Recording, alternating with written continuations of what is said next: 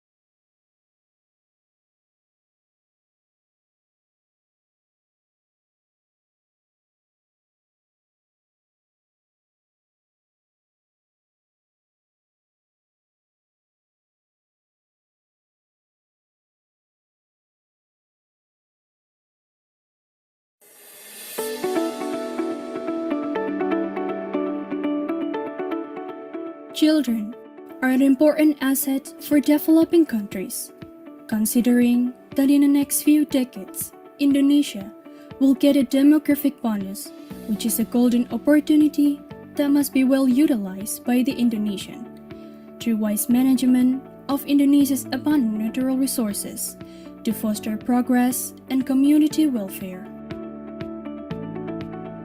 This great aspiration needs to start with small but significant steps, one of which is preparing children for education. In order to achieve excellent education, support is needed not just from families but also from educational institutions.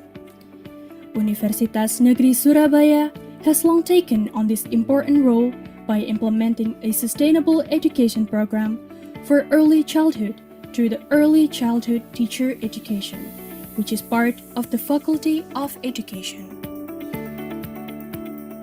Consequently, this study program has become one of the leading programs in the Faculty of Education at Universitas Negeri Surabaya, which contributes many competent teachers and practitioners in the field of early childhood education. In order to support the sustainability of education for early childhood education teacher, the undergraduate program also collaborates with the master program in early childhood education to produce educators and practitioners in the field of early childhood education. The student learning process is also supported by an extensive infrastructure, including laboratories that can accommodate the deepening of theoretical material through direct practice. The educational experience has also been modified to accommodate both global norms and real-world requirements. Therefore, the Early Childhood Teacher Education Study Program has also continued to establish strong networks with educational institutions at home and abroad, government agencies, non-government organizations, and private companies to develop educational play tools with academics and the academic community to support all the development aspects of children. Early childhood education is the most important foundation in nation building. We at Early Childhood Education Department of Universitas Negeri Surabaya have a long track record of providing the best education for future teachers.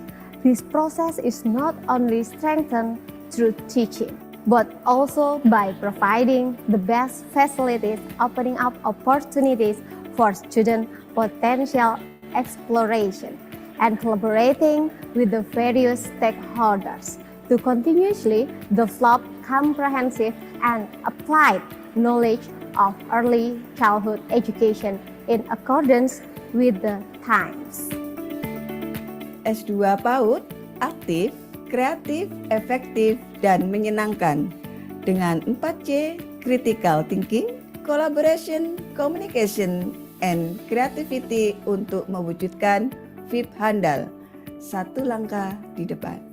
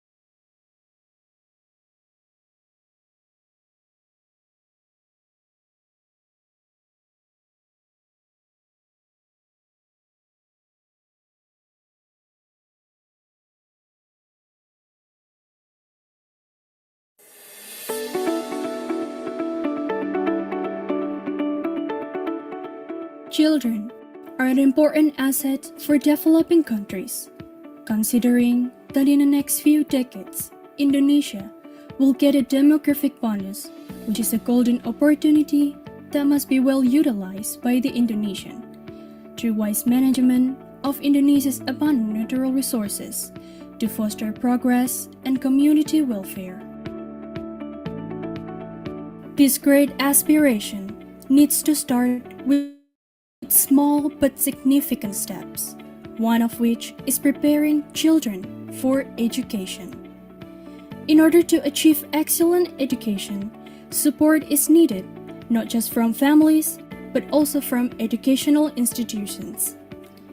Universitas Negeri Surabaya has long taken on this important role by implementing a sustainable education program for early childhood through the Early Childhood Teacher Education, which is part of the Faculty of Education.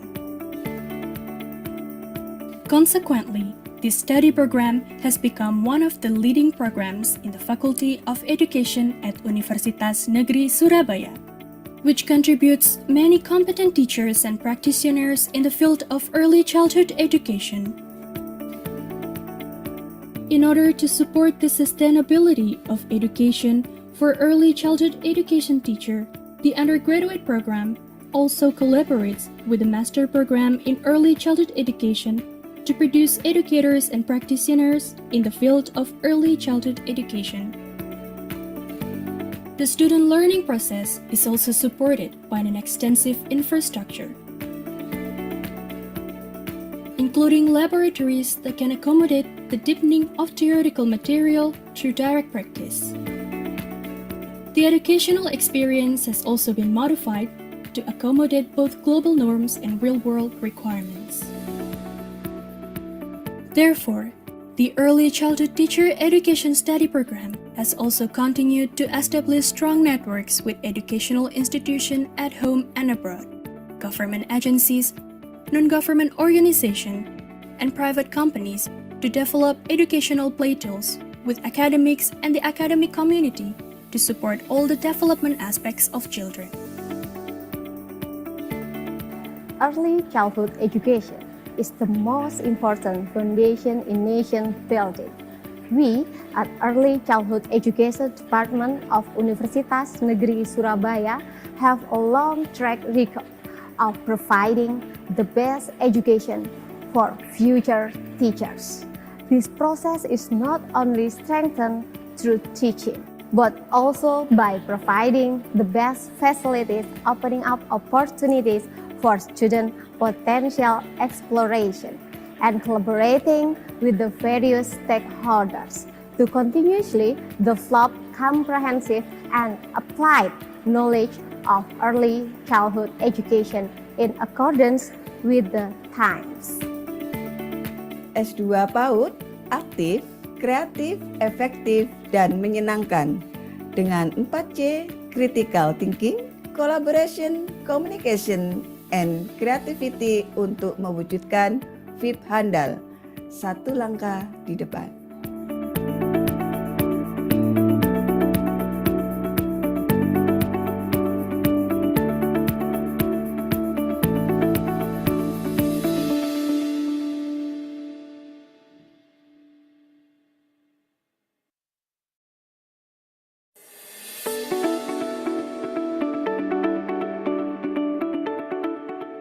Children are an important asset for developing countries, considering that in the next few decades, Indonesia will get a demographic bonus, which is a golden opportunity that must be well utilized by the Indonesian through wise management of Indonesia's abundant natural resources to foster progress and community welfare. This great aspiration needs to start with small but significant steps, one of which is preparing children for education. In order to achieve excellent education, support is needed not just from families, but also from educational institutions. Universitas Negeri Surabaya has long taken on this important role by implementing a sustainable education program for early childhood through the Early Childhood Teacher Education, which is part of the Faculty of Education. Consequently, this study program has become one of the leading programs in the Faculty of Education at Universitas Negeri Surabaya, which contributes many competent teachers and practitioners in the field of early childhood education. In order to support the sustainability of education for early childhood education teacher, the undergraduate program also collaborates with the master program in early childhood education to produce educators and practitioners in the field of early childhood education. The student learning process is also supported by an extensive infrastructure, including laboratories that can accommodate the deepening of theoretical material through direct practice. The educational experience has also been modified to accommodate both global norms and real-world requirements. Therefore, the Early Childhood Teacher Education Study Program has also continued to establish strong networks with educational institutions at home and abroad, government agencies, non-government organizations, and private companies to develop educational play tools with academics and the academic community to support all the development aspects of children. Early childhood education is the most important foundation in nation building. We at Early Childhood Education Department of Universitas Negeri Surabaya have a long track record of providing the best education for future teachers.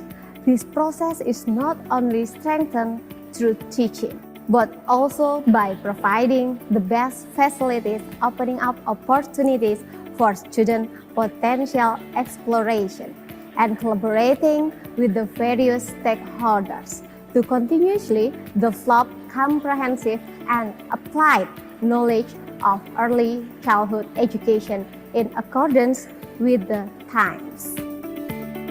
S2 PAUD aktif, kreatif, efektif, dan menyenangkan dengan 4C critical thinking, collaboration, communication, and creativity untuk mewujudkan VIP handal, satu langkah di depan.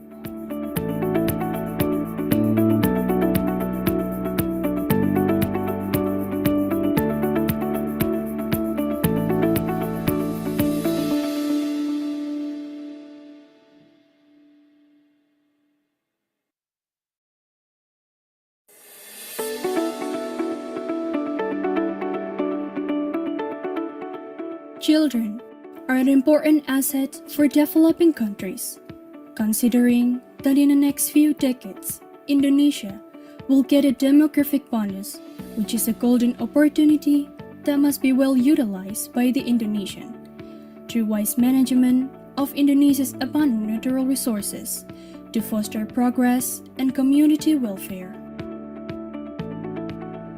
This great aspiration needs to start with small but significant steps, one of which is preparing children for education. In order to achieve excellent education, support is needed not just from families, but also from educational institutions. Universitas Negeri Surabaya has long taken on this important role by implementing a sustainable education program for early childhood through the Early Childhood Teacher Education, which is part of the Faculty of Education. Consequently, this study program has become one of the leading programs in the Faculty of Education at Universitas Negeri Surabaya, which contributes many competent teachers and practitioners in the field of early childhood education. In order to support the sustainability of education for early childhood education teacher, the undergraduate program also collaborates with the master program in early childhood education to produce educators and practitioners in the field of early childhood education. The student learning process is also supported by an extensive infrastructure, including laboratories that can accommodate the deepening of theoretical material through direct practice. The educational experience has also been modified to accommodate both global norms and real-world requirements. Therefore, the Early Childhood Teacher Education Study Program has also continued to establish strong networks with educational institutions at home and abroad, government agencies, non-government organizations, and private companies to develop educational play tools with academics and the academic community to support all the development aspects of children. Early childhood education is the most important foundation in nation building. We at Early Childhood Education Department of Universitas Negeri Surabaya have a long track record of providing the best education for future teachers. This process is not only strengthened through teaching, but also by providing the best facilities, opening up opportunities for student potential exploration, and collaborating with the various stakeholders to continuously develop comprehensive and applied knowledge of early childhood education in accordance with the times. S2 PAUD aktif, kreatif, efektif, dan menyenangkan dengan 4C critical thinking, collaboration, communication, and creativity untuk mewujudkan VIP handal, satu langkah di depan.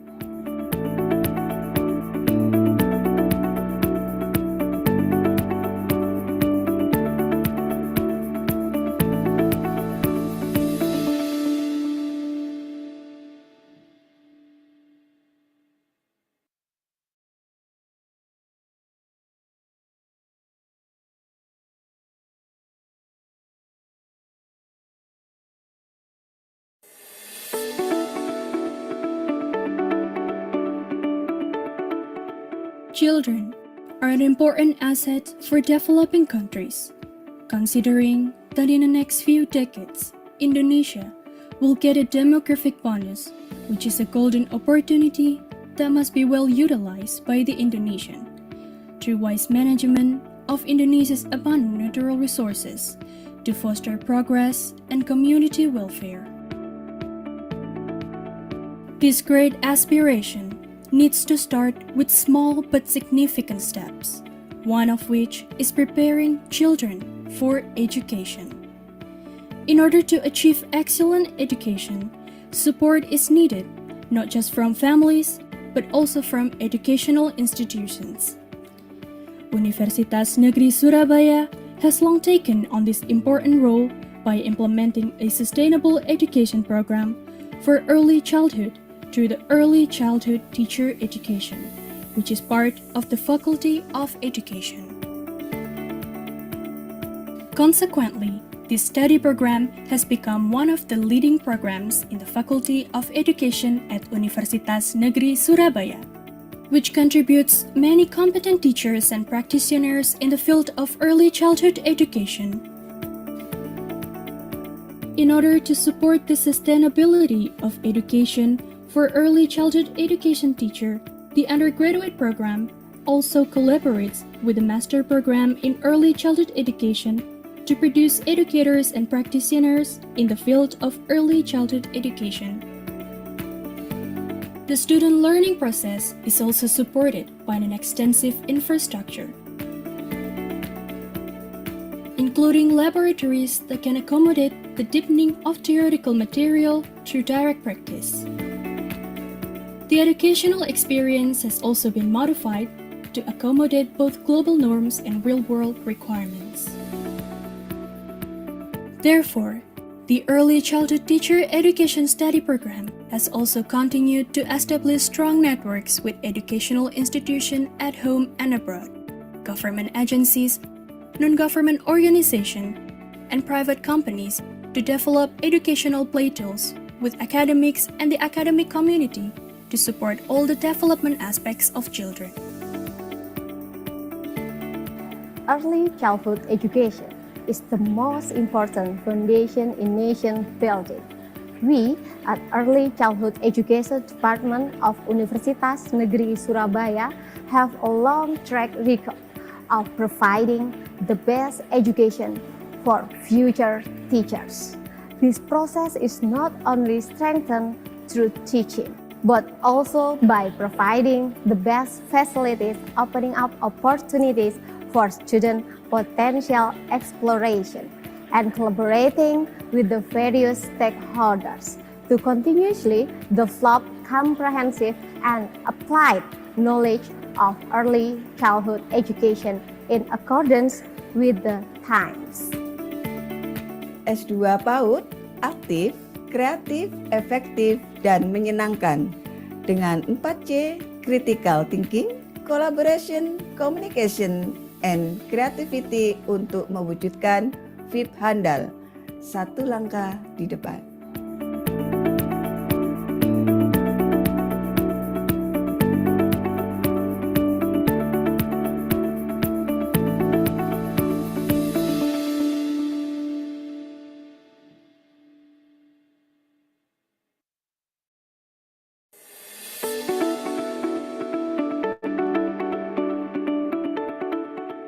Children are an important asset for developing countries, considering that in the next few decades, Indonesia will get a demographic bonus, which is a golden opportunity that must be well utilized by the Indonesian through wise management of Indonesia's abundant natural resources to foster progress and community welfare.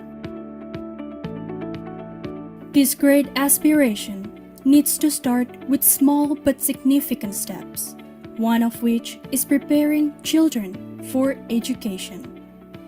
In order to achieve excellent education, support is needed not just from families, but also from educational institutions. Universitas Negeri Surabaya has long taken on this important role by implementing a sustainable education program for early childhood through the Early Childhood Teacher Education, which is part of the Faculty of Education. Consequently, this study program has become one of the leading programs in the Faculty of Education at Universitas Negeri Surabaya, which contributes many competent teachers and practitioners in the field of early childhood education. In order to support the sustainability of education for early childhood education teacher, the undergraduate program also collaborates with the master program in early childhood education to produce educators and practitioners in the field of early childhood education. The student learning process is also supported by an extensive infrastructure, including laboratories that can accommodate the deepening of theoretical material through direct practice. The educational experience has also been modified to accommodate both global norms and real-world requirements. Therefore, the Early Childhood Teacher Education Study Program has also continued to establish strong networks with educational institutions at home and abroad, government agencies, non-government organizations, and private.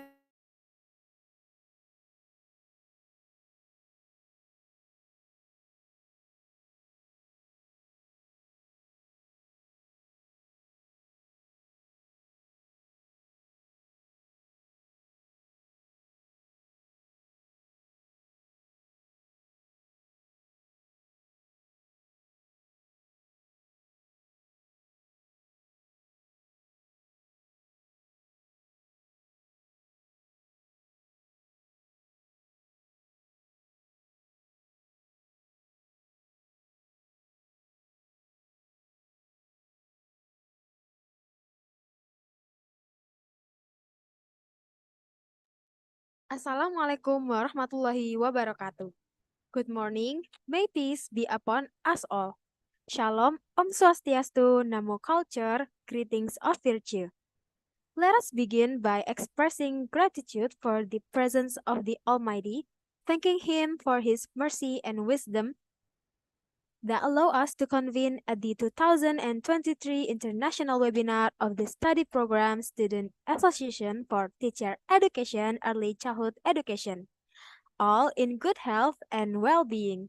Alhamdulillahirabbil alamin. Our prayers and salutations are extended to the Prophet Muhammad SAW, his family, friends, and all the participants gathered here. Now let me introduce myself as Reza Anggiralisa, your Master of Ceremony for this prestigious event. I extend a warm welcome to our dear Rector, Dr. Professor Dr. Nur Hasan MKes, our dear Professor Dr. Muhammad Nur Salim MSI as the Dean of the Faculty of Education Surabaya State University, whom I respect Mrs. Kartika Rinakit Ade, SPD MPD, as the coordinator of the Bachelor Degree Teacher Education Early Childhood Education Study Program Surabaya State University, whom I respect the department leaders and lecturers of the Teacher Education Early Childhood Education Surabaya State University. Also, our special speakers, Mrs. Robia Musayyibzada and Mrs. Fania Ardelia SPSI MSc, and whom I'm proud of my fellow committee on all the participants of the 2023 International Webinar. Once again, I welcome all of the invited guests, speakers, and participants at the 2023 International Webinar with the theme Building Resilient Digital Minds, Psychology at the Age of Social Media for SDG 3, Good Health and Well-Being. Let me guide you through the schedule for this morning. First of all, we have opening, and second of all, we will sing our national anthem and Indonesia Raya and UNESA anthem Mars UNESA. Third of all, we have greetings for our key figures, and then webinar code of conduct reading, and the main event is presenting of material by our speakers, and then followed by Q&A session. And the last one is closing and continued by the documentation session. Ladies and gentlemen, whom I respect, before we delve into the main event, let us take a moment for a collective prayer to open the international webinar event this morning. Praying according to their respective beliefs, begin.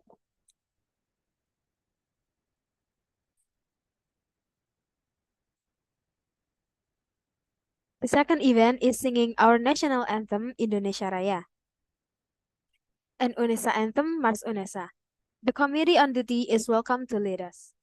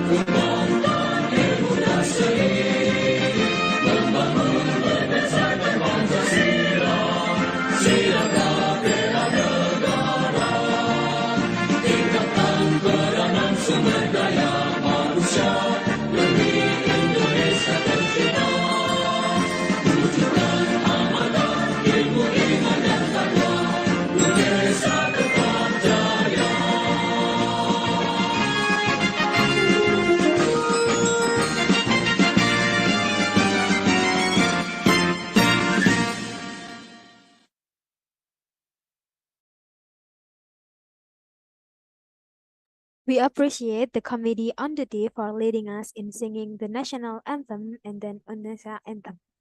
Dear ladies and gentlemen, the next event is speeches from our key figure, and the speeches will be delivered directly by Mrs. Kartika Rinakit Adi, SPD, MPD, as the coordinator of the Bachelor Degree Teacher Education Early Childhood Education Study Program, Surabaya State University, who will also symbolically opening this international webinar as well. To Mrs. Kartika, the time is yours. Thank you, Reza. Assalamualaikum warahmatullahi wabarakatuh. Good morning, everyone.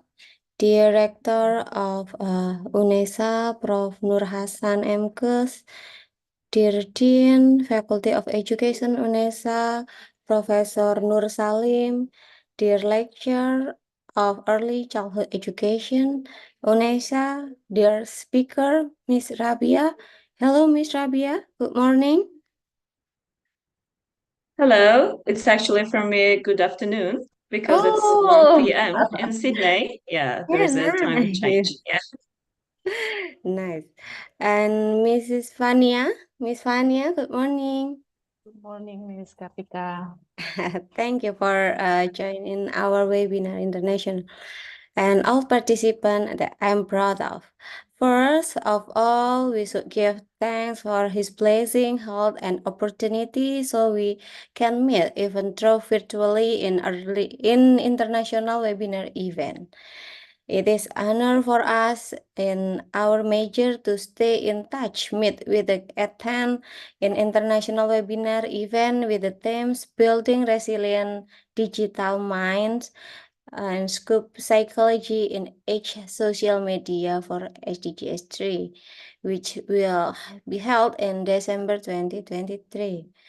I would like to welcome the participant to the 2023 International Webinar with the theme Building Resilient Digital Minds Psychology in the Age of Social Media for SDG 3, Good Health and Well-Being, organized by Student Association of Department Early Childhood Education UNESA, and thank you for the speaker who have taken the time for this series of activities.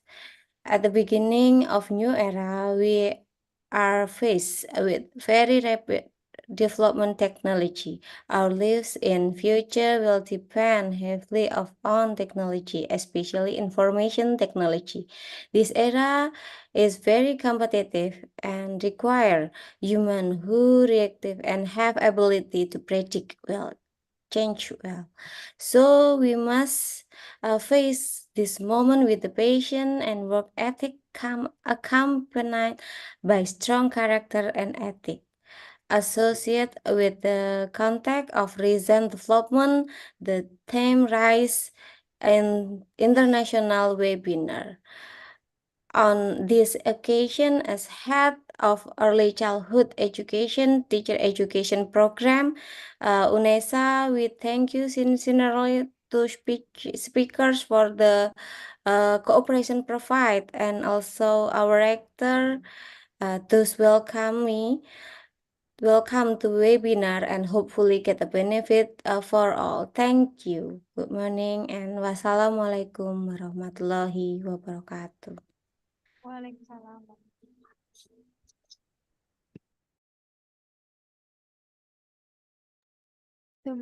Thank you to Mrs. Kartika for opening the webinar with your valuable insight. And with this, 2023 International Webinar officially commences. For the fourth event, let's go through the guidelines to ensure a smooth and respectful participation for the 2023 International Webinar. First of all, participants should enter the Zoom room 30 minutes before the event starts. Use the original full name as per personal data for participants' ID. The format is determined by the committee such as your institution underscore your name. For example, UNESA underscore Reza Anggi Realisa. Dress neatly and behave modestly during the event. Turn on the camera and mute your mic during the webinar. Use the virtual background provided by the committee. If you want to ask question, you have to use the specified format in the Zoom chat room. The format is your institution underscore your name underscore your question. Or you can also raise your hand from the Zoom feature. The moderator will convey some participants' question to the speaker because the discussion time is limited. Certificates are distributed to participants who take part in international webinar activities from the beginning to an end.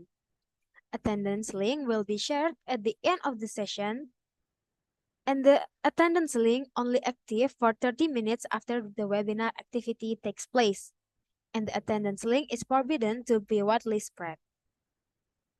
Participants must take screenshots or screen captures of each presenter as proof of having participated in the webinar. Participants who do not fill in the registration form and attendance registration form will not get a certificate. Participants are prohibited from conveying things containing SARA, pornography in the comments column. Participants are expected not to disturb during the 2023 International Webinar. That's were the guidelines of the Art International webinar today. I hope this rule can be understood and obeyed during this webinar. Finally, we move on to the main event where our esteemed speakers, Mrs. Rabia and Mrs. Fania, can explain their material and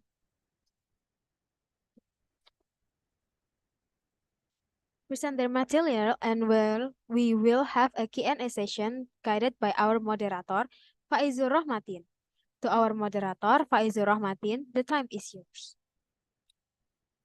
All right, thank you so much, Reza, as the MC, for handling this event's opening. Assalamualaikum warahmatullahi wabarakatuh. Good morning to for Indonesia and good afternoon for Mrs. Rabia. I'm Faizur as the moderator of today's event that will guide this material section. It's delightful to see that many participants are present here. So for today's material section, with the theme of building resilient digital minds, and it will be delivered by Mrs. Vania from Psychology Department of UNESA and Mrs. Rabia Muzaib Jada from the University of Sydney and Ministry of Science and Education of Azerbaijan. First thing first, we will present the CV of the first speaker, Mrs. Vania. For the committee, the place is yours.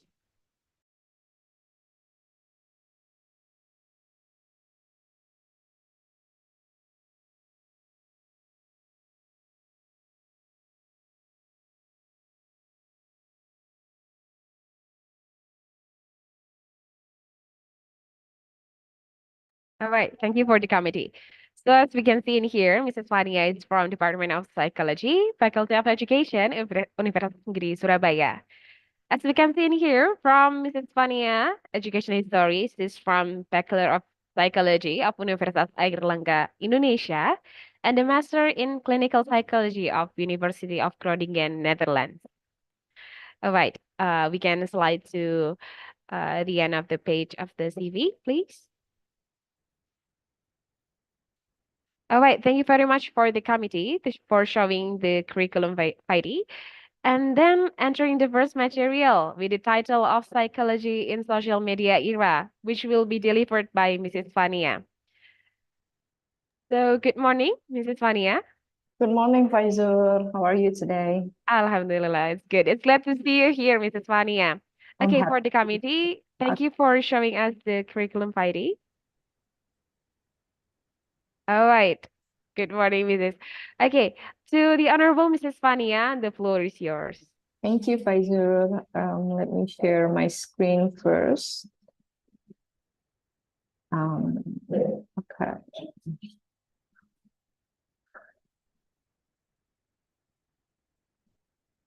Can you see my screen, Faizur? Yeah, it's clear. Okay. Okay, good morning, everyone. Let me introduce myself, but I have been introduced by Faizur. My name is Fani Ardelia, and I'm one of the lecturer in the Department of Psychology in the Universitas Negeri Surabaya. Today, I will be talking briefly about psychology in social media era. This is like the table of content that we'll be covering today. The first thing is about digital and social media era. And then the second one is the impact of social media, specifically on society. And then I will take you to dive deeper in the social media usage, and then we associate with the emerging adults. And the last one is how to responsibly use social media.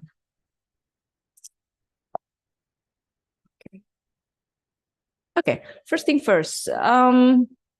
I'm sure you guys are familiar, but very familiar with the digital and social media era, as most of the students, university students today are basically digital native. So they're born with the massive growth of internet and social media, and therefore they are very advanced at using it compared to the other generations, probably. According to Lau on 2003, digital age is defined as the period in which there is a wide and easy access to obtain, share, and use information electronically. As we all know, the internet has provided us with easier access to any kinds of information, real time, and we whenever we want to find any kinds of things, we can click on the internet and we have what we want. And specifically, other than the internet itself, social media has become the part of the digital itself, in which the social media is provide us to have a more easy access to have to maintain relationship or build relationship with other people outside, even far away from us, in real time, of course. And also, the significantly increased use of social media has given human access to effective and efficient communication. And I'm sure you guys also familiar with that, how you guys can chat via, I don't know, Instagram, WhatsApp, Twitter, Facebook, to your friends, either it is in Indonesia or probably outside Indonesia, and they will receive it in time and could reply it also in time. Interestingly, with all of these social media platforms offered right now, and I'm sure there are numerous of social media, one of which I would probably specifically discuss, and because this is also one of the interests in my current study, is in the social media Instagram, in which Indonesia, our country, our beloved country, ranks as the fourth country with the most Instagram users, with the majority being young adults from 18 to 25 years old, or as we all call emerging adults. I would introduce you to what is emerging adults later in the next slide. But this is a really interesting data that we find here, as in we in Indonesia, we as young people are very connected or are very actively interested in using Instagram. And talking about social media, we all know that whenever someone talking about social media, or even when someone is giving a webinar about social media, it would also come across about the impact itself. And we all know that the positive impact is also aligned with the negative impact, in which the positive impact itself, well, I've already mentioned before, like how we easily access information in real time, in social media to be specific, how we can easily communicate with other people far away or near us. And then I kind of reminded I remember back in the days before social media is getting popular and it's growing massively. We have to communicate through what we call SMS. I don't know if you guys familiar with that, or which in every SMS or message that we send, we will be charged by an amount of money that we deposit in our number and so on. And now with the social media, we only need internet and we can we can chat, we can video call, we can have a voice call, and so on. So that that factor are probably one of the biggest impact of social media, how it is easy for us to communicate with other people. But on the other hand, of course, the negative impact of social media, specifically to adolescents, meaning teenagers and emerging adults, as in people in 18 to 25 years old, or as we all call young adults, we can also call that. Social media can also cause several negative consequences, such as social media addiction, social media fatigue. Social media fatigue is some kind of condition in which you guys probably feel like you're too tired or burned out because all of the feed or the post that you see on social media. I remember that most of my students in class, even though we have this kind of strict rules where we cannot access our phone unless it is for academic purposes, but many times I see them scrolling their phones while we are on class, and I'm sure that it's not for academic purposes, in which I can see that there is a Instagram page in their phones. So even on any, I don't know, any times that we find ourselves don't know what to do or maybe bored, we automatically open our phone and open our social media, even to only scroll and so on. And in one time where we feel that we burn out, probably about some kind of post that probably trigger us or kind of feel negative to us, that is where it's the condition in which we are social media fatigue, or basically we are tired of using social media all the time, but somehow we cannot unattach or let go from the social media itself.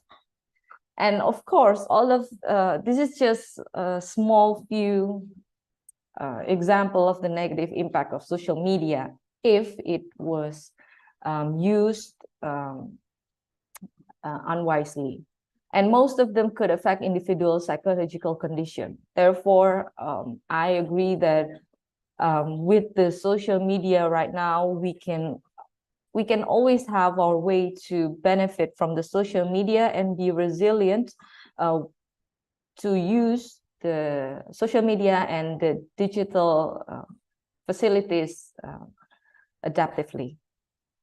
So this is several things about the impact of social media, and not to mention that if it weren't treated well or preventively, then it could rise or it could expand to having a psychological mental illness, such as depression, anxiety, or even eating disorder. Probably you guys familiar with the eating disorders such as anorexia nervosa and bulimia nervosa, and this could all started from the social media factor. Because in social media, probably you guys always have been familiar with all the posts in social media, especially probably from influencer or celebrity. They always show how fit their body are, how slim their body are in social media, or probably for rich kids or rich influencer, they show how they're going vacation abroad like all the time and share their experience when vacation and so on, which if we could process that adaptively, then it would be an entertainment for us. But for some people, or for many people, most of us are always compare ourselves to the people in social media. Not to mention, we don't always have to talk about influencer, but we can talk about our own friends, probably like our close friends. Probably if you guys see your close friends' Instagram story, probably, or Instagram post where they post themselves going vacation or going to some cafe and so on. Basically, sorry. In this, in which that post, if we constantly getting feed to that, getting fed, I mean, look at that kind of feed all the time, that it would heighten the possibility for us to compare ourselves to other people all the time, and that is not healthy. And in that case, eating disorder could be one of the consequences in which if we use social media unadaptively. Yeah. Okay. Now I'm getting to asking you guys to go dig deeper about the social media and specifically emerging adults. So emerging adults is one of the contexts which I have been interested in studying since probably 5 years ago, because emerging adults is basically the individual or people on the age of 18 to 25 years old. If you guys are, I'm sure you guys are studying about the developmental age groups, such as infant, and then child, and then teenager, and then young adults, until elderly, and so on. Emerging adults is composed by a researcher called, his name is Arnett, and also his colleagues. Basically, they find that the people in age 18 to 25 years old, they were used to call young adults, or even they still categorize as teenager, according to other theories. But for Arnett, people in this age are in the age of transition, meaning that they're from the teenager developmental age, with the characteristic of teenager, of course, and transitioning to become a young adult, in which in young adults, people have more responsibilities to make, but somehow they're still considered as not a real adult by society. So for example, in the Western, probably in Indonesia, I don't know if it's already common or not, usually the people in the age of 18 to 25 years old, most of them are already got out from their home, so they're living alone independently. So, but in Indonesia, probably it's not common anymore, but most of the emerging adults in this age in Indonesia are probably students in the university, which they go outside from their hometown. So this also considered as living alone, but they're still under their parents' supervision. And also they're not financially independent, so they still depend to their parents. So this is the transition that I mean. And therefore, in this unique characteristic of developmental age, we find that challenging for emerging adults to complete their developmental tasks. As we all know, in teenagers, for example, individual in teenager, the key word is exploration. They're finding their identity. They want to find what they want, what they like, and so on. But in teenagers, they are still fully dependent to their parents, meaning that they're still usually in junior high school or in senior high school, in which they still realize that they are still a child, like a children. But in emerging adults, talking about some people continue to the university, some people continue to work and not going to college. And therefore, in this age, usually a lot of challenges about our identity and what we want to find in our life is become more dominant, more significant. And therefore, the mental health state among emerging adults become a quite interesting topic, like to dig deeper, especially when we connect it or associate it with social media. We cannot let's just acknowledge and get to the fact that we cannot live or we cannot be far away from social media, as in social media is an important aspect of individuals, especially emerging adults, as a way to form their identity and build social relationship. So it is according to Arnett on 2000.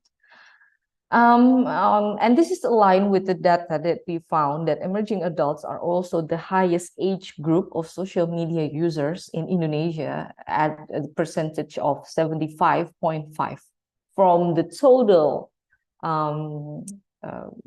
people in Indonesia, residents in Indonesia. So there is quite a lot. And through social media, why is it very important for emerging adults to use social media?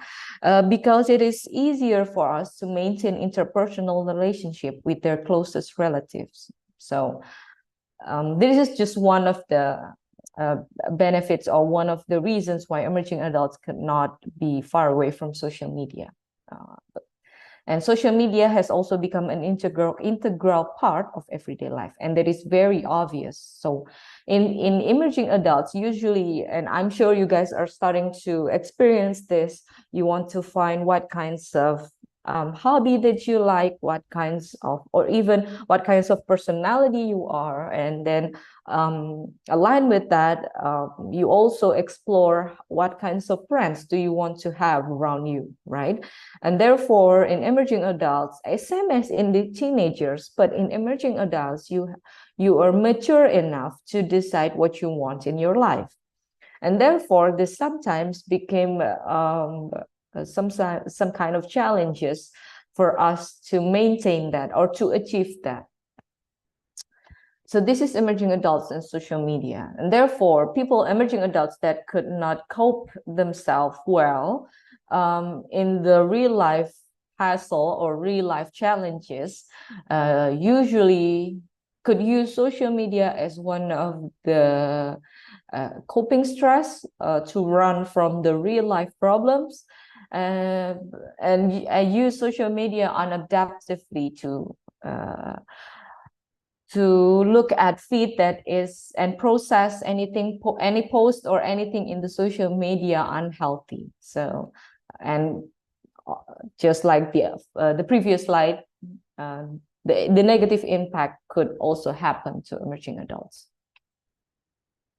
And this is also aligned with not only social media, but also the use of internet in general, in which emerging adults, young adults, I would say it's from teenager up to 25 years old as the age of group with the highest penetration of internet, meaning that the highest age of group who use the internet are those age of group. And that is not surprising, I guess. I can imagine that if the Wi-Fi in my house or the Wi-Fi in the campus is under maintenance and therefore cannot be accessed or cannot be used, I also get stressed because all of our work, all of our like basically, or the college process is basically all in the internet. We use TDA, we use SSO, and so on. I'm also use Google Sites, Google Drive, and all. So therefore, if we cannot access them, so it will makes us stress. So this is one of the reasons why the internet are highest among young groups. Okay, well, I think it's going to be more fast than I thought. Yeah, but as I said, I would only talk briefly about the social media and the psychological in social media era, because I interested more in knowing what you guys have in mind, that we could also discuss this through the Q&A session after this. So several tips. This is from my module that I made for, I'm giving several months ago, I'm giving is some kind of psychoeducational to the senior high school students about how to responsibly use social media.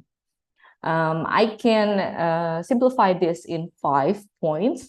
The first one is to use social media for its intended purpose, meaning that if Instagram usually for you to post a picture of you having fun, pictures of your work, and so on. So use it for its intended purposes.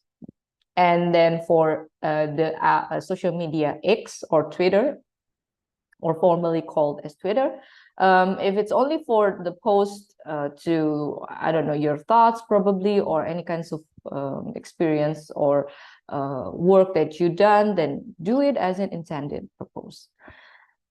And the second one is think before you post. This is very important because most of us, and with its easier access to post anything temporarily, for example, in the Instagram story or in, I think, Facebook story. I don't know if that's exists or no. I'm not very familiar with Facebook. In Instagram story, basically we can post something that is in a very short duration, and therefore basically when someone is not on their good condition, they can post something using that story in order in the purpose that it would only be last for maximum 24 hours, and after that it will be gone. So therefore, if you feel mad or angry at someone, or if you feel angry with your lecturer because you got a bad grades, for example, and then you post your anger in them and there, you think that it would only last for 24 hours, but don't forget that we have a digital footprints. Yeah, so meaning that even though you thought that it's gone, but it's still somewhere out there. And I'm sure that you're also familiar with in Indonesia, there's this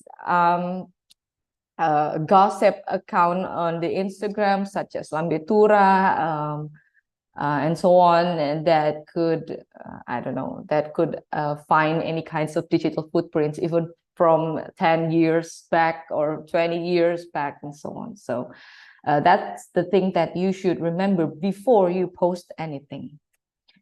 And the third tips is basically to be selective in viewing posts. Remember that everyone in the social media have the same purpose, that is to post anything that would make them good, that would make them achieve something, that would make them look, they're doing okay, they're doing very well, and so on.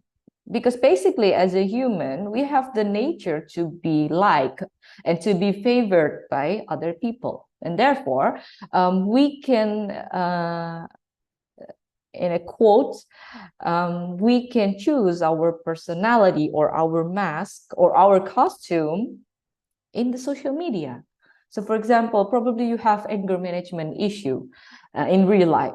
But in social media, you can choose to not show that side of personality. And therefore, you can choose to show that probably you are a very calm person, well organized, and so on. And that is one of the things which could be benefit in social media, but also could lead to negative consequences. So, for example, therefore, there's this term called catfishing in the online dating, in which in the social media or in the app dating itself, they're presenting themselves as a person who are completely different when they are met online. So that's called catfishing. Yeah, but this is also one of the things that in social media, why most of us are very comfortable in using social media platform, because we can choose what kind of costume, what kind of personality that we want to show in social media. Most of you probably are too shy to show your face, your picture in social media. So you can use other cartoon or avatar or character as a profile picture in your social media. And that's okay, because we are all entitled to what we post. We all have our own rights to post what we want. And therefore, it is very important to be wise and post what we want to post, because it is basically our responsibility. So be selective, meaning that if you find someone who are very slim or very beautiful, remember that all of the filter, there's this technology of editing photos and videos that the actual may not be as beautiful as you find in the social media. So be aware of that, because we are very prone to compare ourselves to other people who seem better than us. But in reality, sometimes we are already very good enough for us, something like that. Okay, the fourth one is limit the duration of social media use. I understand that most of you guys, the second that you woke up, the first thing you see is your phone, and specifically probably opening social media, something like that. And I know this sounds normative about limit the duration, but this is quite significant in making us more healthy, our mental health healthier, something like that. So as I mentioned before in the first or second slides about the social media fatigue, this is one of the consequences if you do not limit the duration of your social media use. Therefore, you will feel burnout or overwhelmed with all of the information or the post in social media. Yet somehow you cannot be unattached from the social media. And the last one is the most important one, is social with real life. Remember that you have real life friends around you that you can go out, hang out with them, spend your time with your family without having to always be attached with your phone or your social media. In that way, you can manage a well-balanced life in which you have a good social media life and you also have a good real social life in your real life with the real people around you. Yeah, so I think that is several things for us, from me. So probably I would very much open and curious to know what you have in mind about the psychology in media, social media era. So I'll give it back to you, Faizur. Thank you very much. All right, thank you very much to Mrs. Vania. What an interesting material about two aspects, psychology and also social media era. I'm sure all of the participants that mostly as students relate to this material that talk about our life with the social media. All right, and the next is the question and answer section that will be open to 3 until 4 participants that want to ask questions. And the participants who want to ask, please kindly raise your hand and also type your question in the chat box below. And for the participants, the question and answer is open.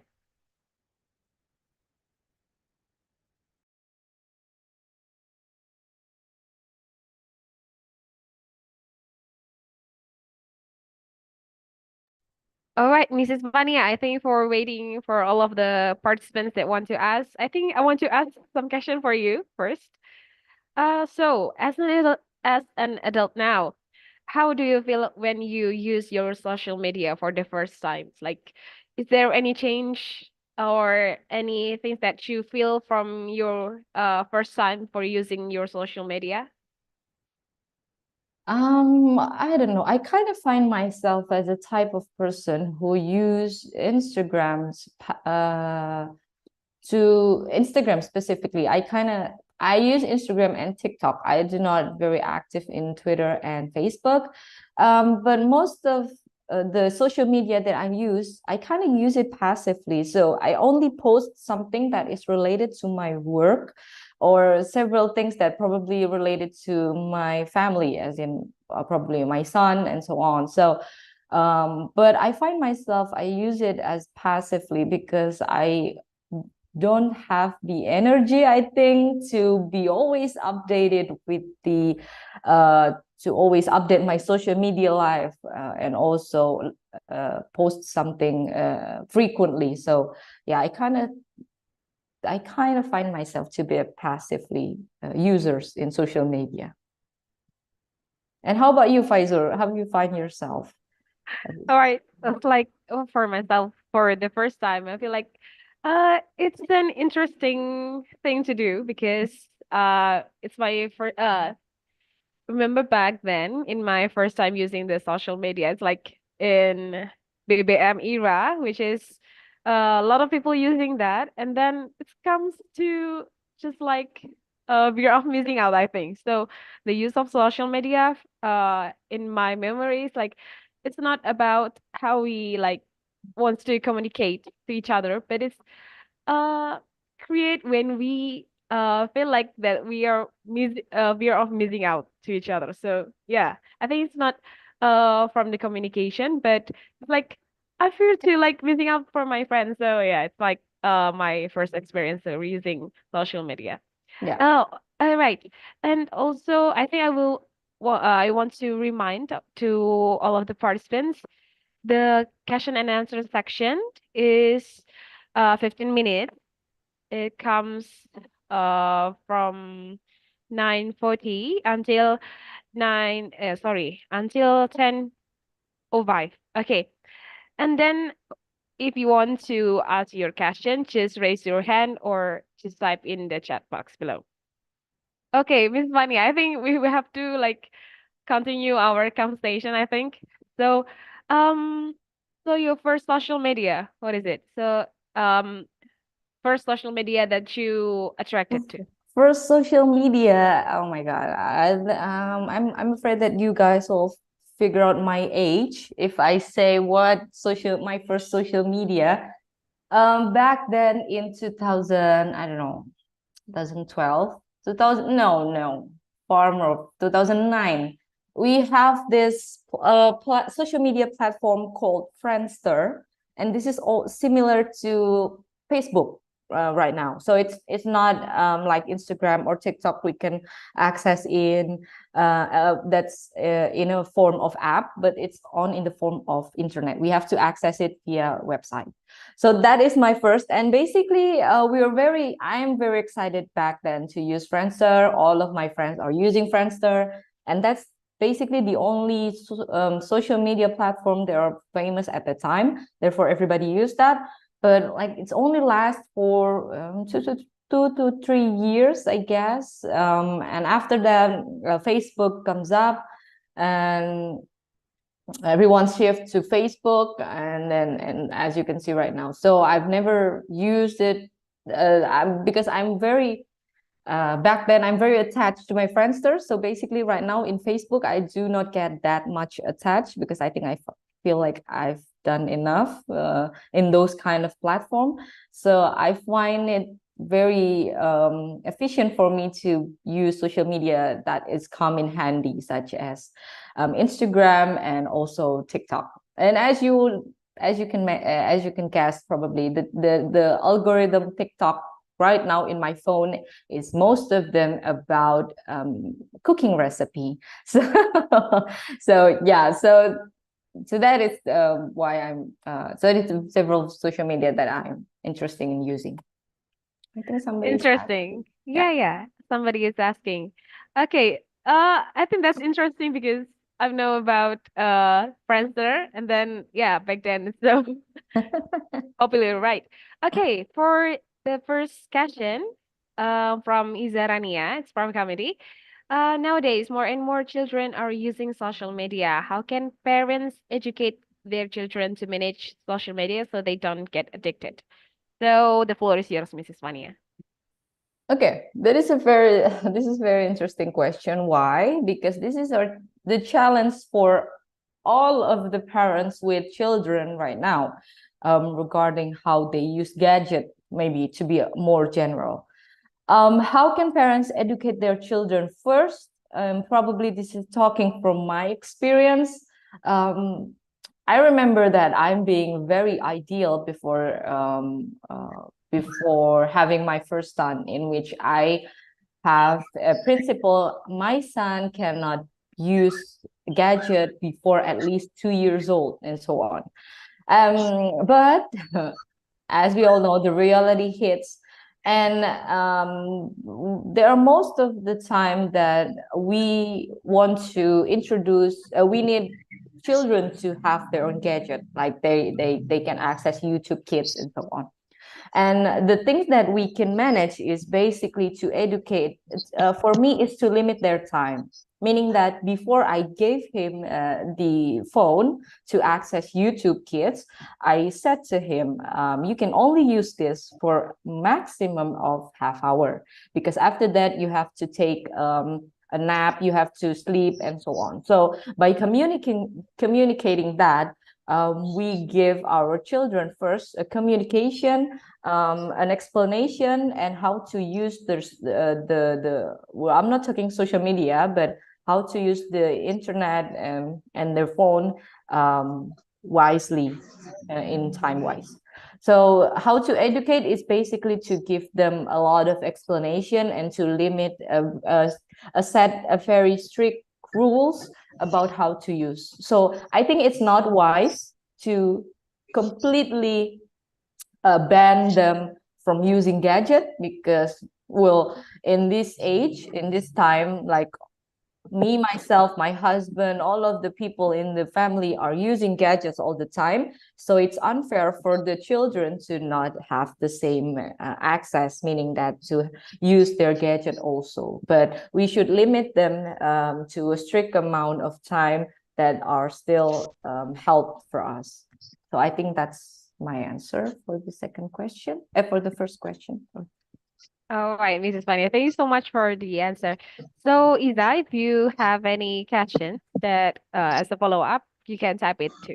Okay, for the second question, Mrs. Vania, from Unesa Salima Rahmania, and the question is how to make sure that when we play social media, we are not easily influenced, so such as so that we do not compare ourselves with others on social media. Yeah. Okay, thank you, Salima, for the questions.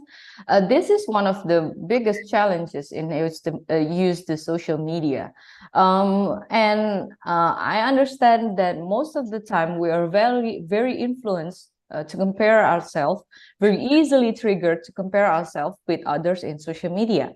And therefore, I think my third tips in the last slide is basically about to be selective in looking at any post in social media, because basically what they post in social media is something that they want you to thought that it is the way it is. So they want you to thought that they want you to think that that people is happy, that people is rich, that people is well lived, well organized, pretty, slim, and so on.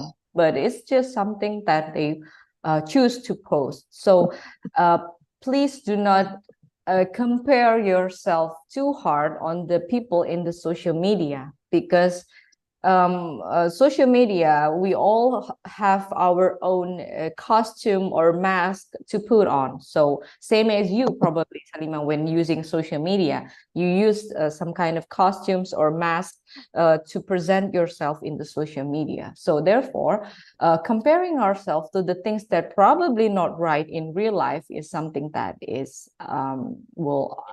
unadaptive, and you should be minimizing and using thinking comparing that, because what's more important is that you live your life to the fullest, to the maximum of your potential, and then you have good friends around you, you have a happy family, and you eat well, live well. So I think social media can also become a medium of you enhance what you already have, but not comparing about the things that you think you don't have and other people have. So that is, I think, one of the explanation about comparing ourselves in social media. All right. Thank you very much, Mrs. Fania. And also for Salima Rahma, if you want to ask your follow-up question, just ask your question by raise your hand, or also type your question on the chat box. Okay, Mrs. Fania, I think I want to ask something again for you. Okay. It's like the follow-up question from the Salima's question. So based on your experiences, when was the comparing state starts in our social media era? So how the comparing state is start when we using our social media? I think it can represent in a lot of forms. So, for example, if you look at in TikTok, probably, for example, I think you guys also familiar with the content of a day in your life.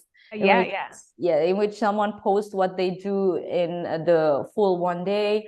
Probably they going to cafe, or they have a they post what they're wearing, like some kind of outfit check, and so on. And by looking at how easy their life is, how good their clothes is, and you want to buy the same clothes because you feel like you don't have that kinds of outfit, or you want to go to that cafe because you think that those influencers go there all the time, and so on. Those are the kinds of things that we compare ourselves at some point. If we still can adopt it in a well manner, meaning that to some extent that we can still achieve it, like buying clothes or going to the cafe, then it's okay. But to the extent that it is unhealthy is where we are unhappy with the way we are right now, and constantly looking at social media to find your flaw, or to find what is wrong with you,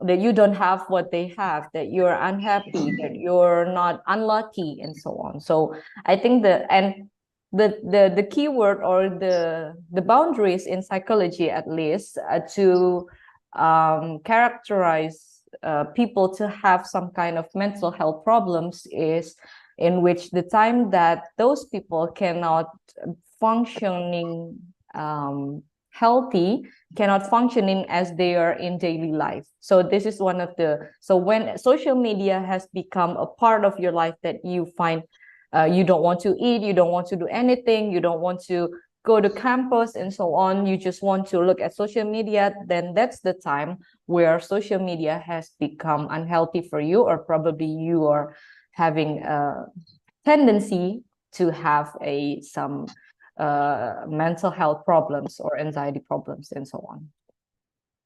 Something like that. All right. Thank you very much, Miss. Mhm. And also, I think one more question for the last question, I think, for this Yes. Q&A section. Okay. So back then, when you using Friendster as your for social media, is Yeah. there any like problems or social media fatigue that you find? Like nowadays we can use the social media, and we found so many social media fatigue. And uh I thought by that question, what kind of thing that we can what is it, found when you're using the Friendster, like social fatigue or something like that? I would say luckily back then I don't have that easy access to internet, meaning that I have to go to where today it's probably you guys familiar with Warnet or the store that offers internet access. I have to go there. It means that I have to go outside of my house to be able to access internet and then access Friendster. I think the problem about probably like the addiction probably minimized from that. But the problem is similar to the problem of social media right now. That is to have a lot of friends requests and also to have a lot of likes or comment in our post.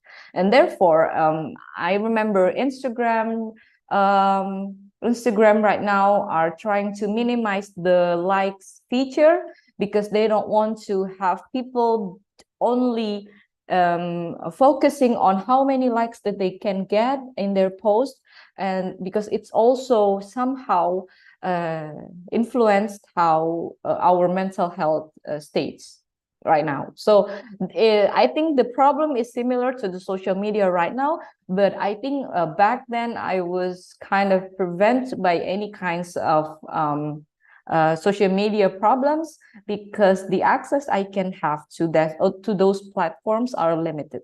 So I think that's my question and my answer. Interesting, Mrs. Fania. All right, Mrs. Fania, I think that's the last question of our Q&A section. And for all of the participants, let's give a round of applause or heart emoji for our first presenter. It's an interesting discussion too. And thank you for Mrs. Fania for delivering the material and discussing it together with the participants. Thank you so much. We can move to the second material. Thank you so much, Mrs. Fania. Thank you, Pfizer. Thank you, everyone, for having me. Thank you so much. All right, ladies and gentlemen, we are entering the second material with the title Social Media Management and SDG 3, Good Health and Well-being, which will be delivered by our presenter, second presenter, Mrs. Rabia Muzaibzada. But before that, we will show you Mrs. Rabia's CV. So please for the committee for showing the CV.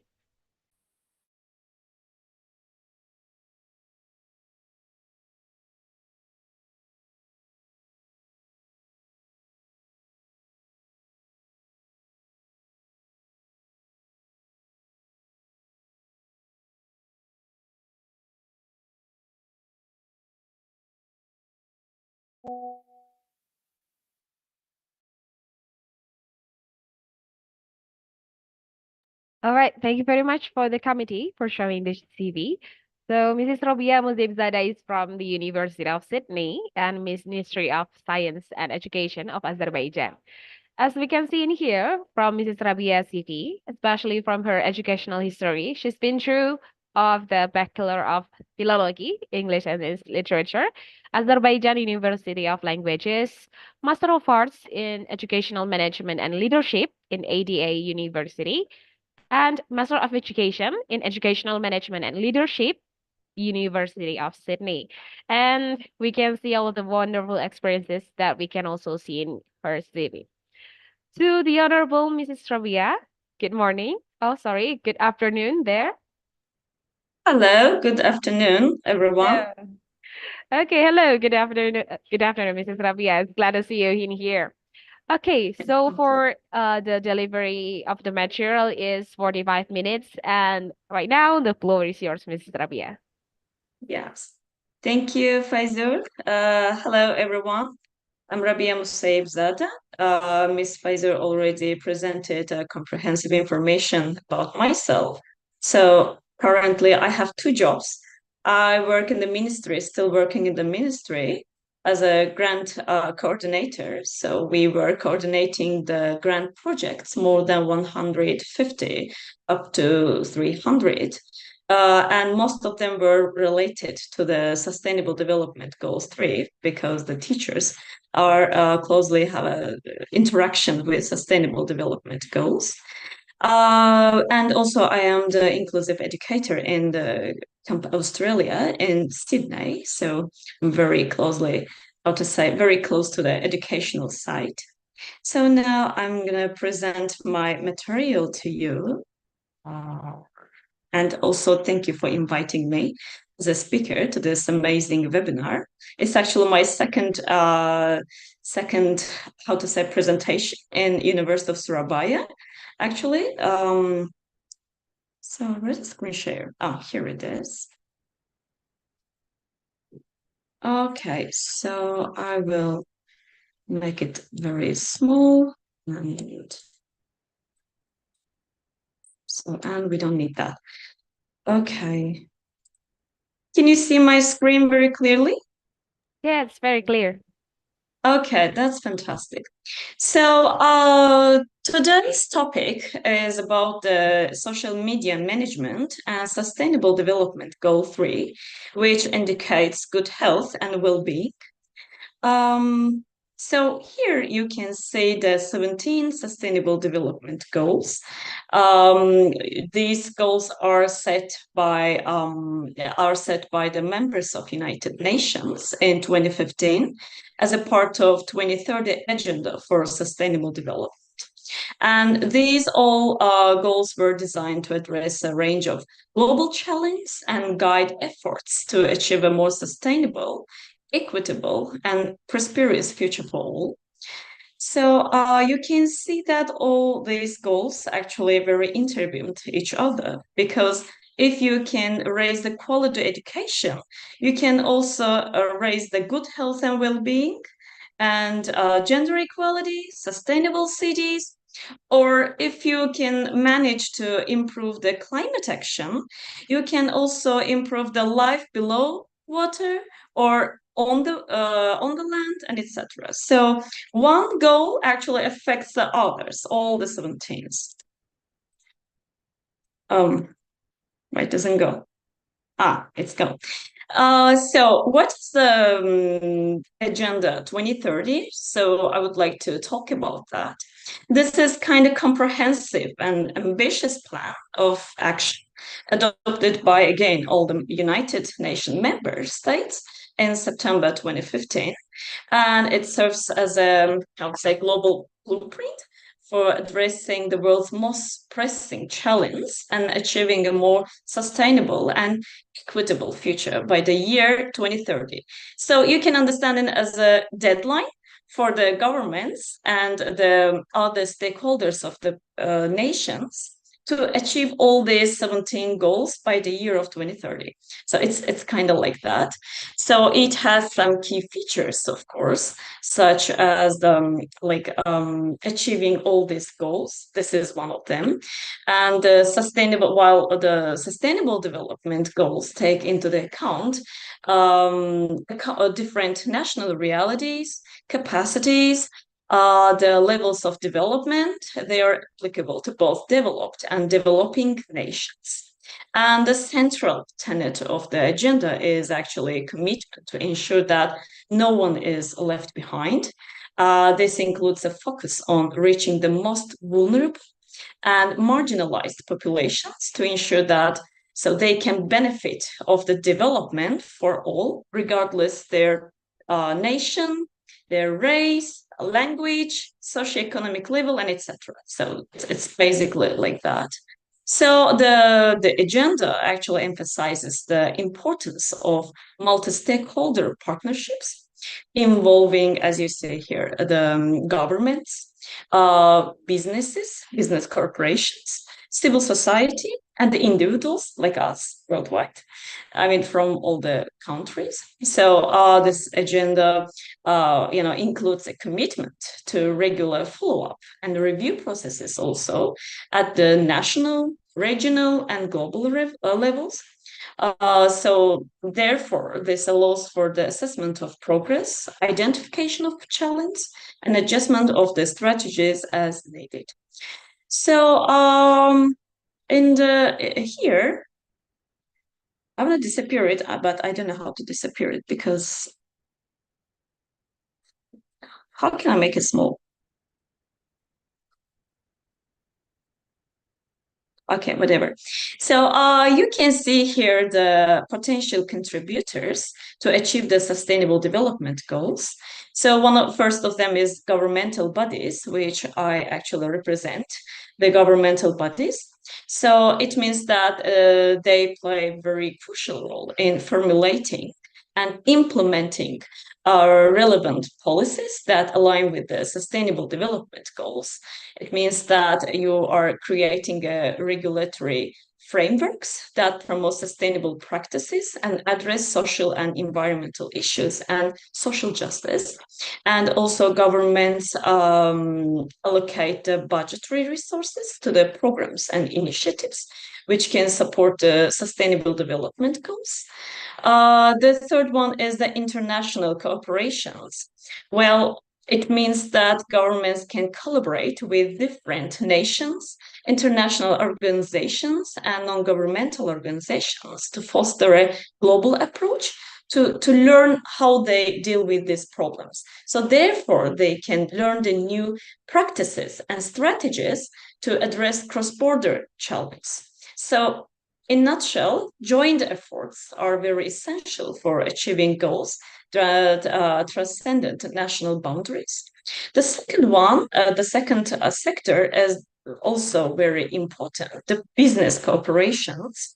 So they can actively engage in corporate social responsibility, which is the specific initiatives that sometimes corporations employ this strategy.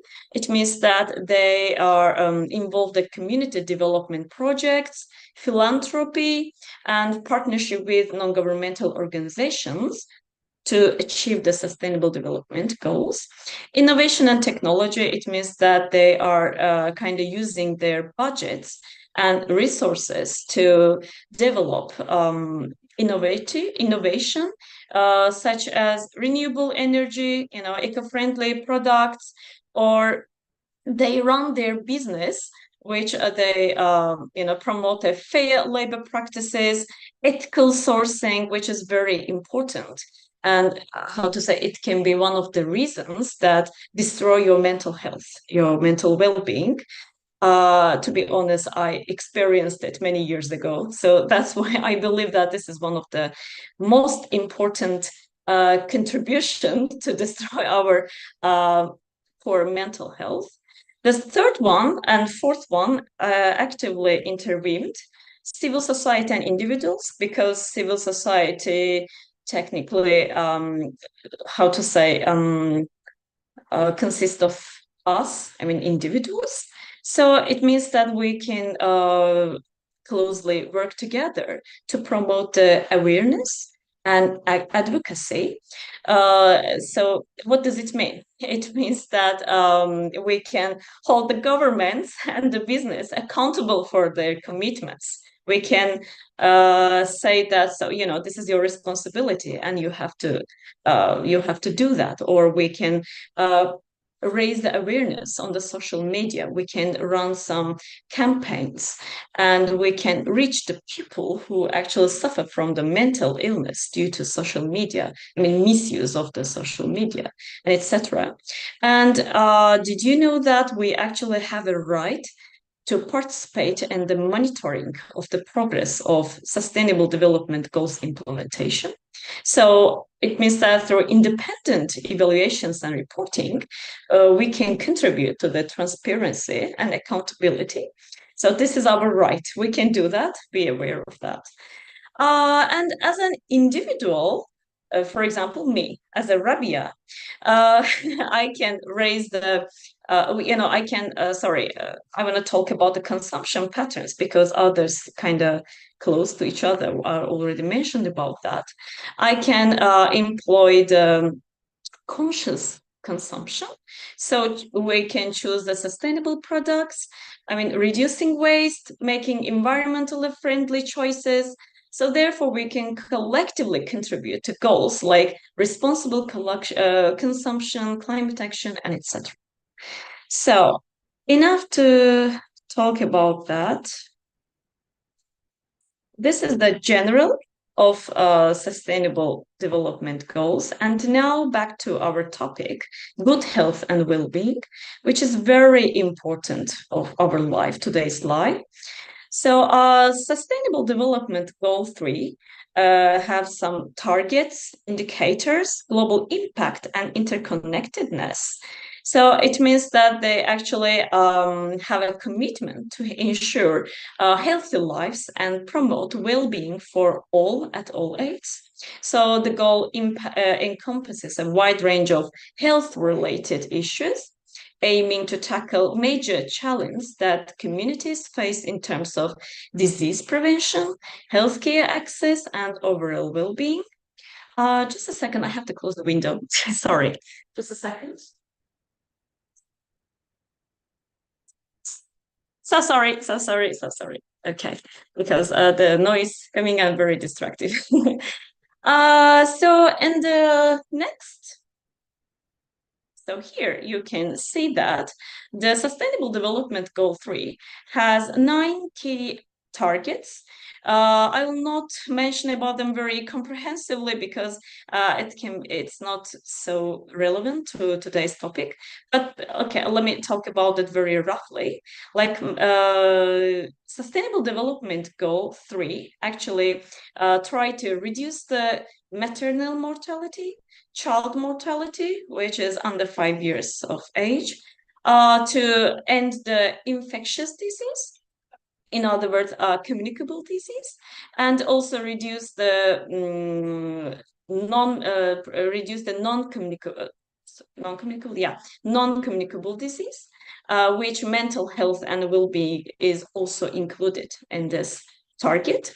So to reduce the substance abuse, reduce the road injuries and death, and ensure universal access to sexual and reproductive health care services, including family planning, information and education, which I believe that is one of the most important thing for our today's world, and universal health coverage, which try to access the safe, effective, quality, and affordable essential medicines and vaccines for all.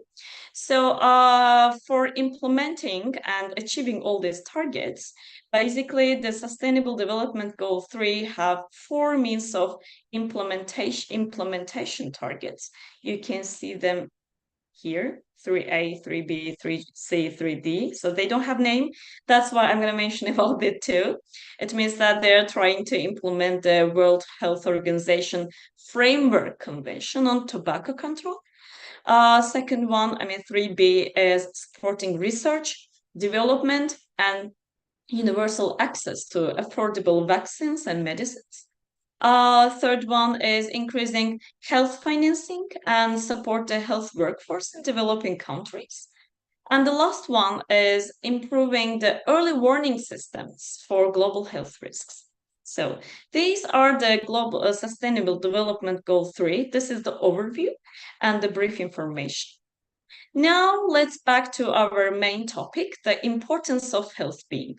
You can ask that why mental well-being is so important. So before me, Miss Vanya already mentioned about it very comprehensively, but still I would like to provide some information about it, like to strengthen her words.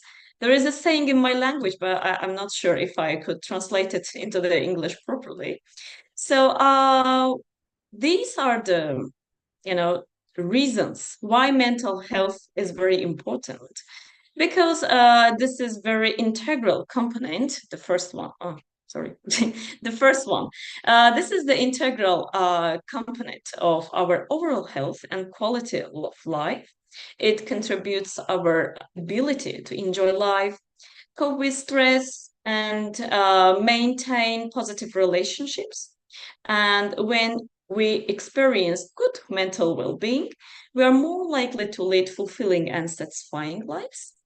So another one is it's the very well mental well-being is linked to cognitive function, concentration, and productivity. I believe that this is very important for you because most of our participants are students, right? And so you with a good mental health are often, believe me, you will be more focused, creative, and effective in your personal and professional pursuits. So it means that healthy mental states positively impact your academic performance and work performance in the future. When you graduate and start working for the community, you will see that the mental health very important. So the next one is mental well-being is crucial for building and sustaining positive interpersonal relationships. Emotional stability, empathy, and effective communication are, of course, often associated with good mental health and contributing to healthier and more meaningful connections with others.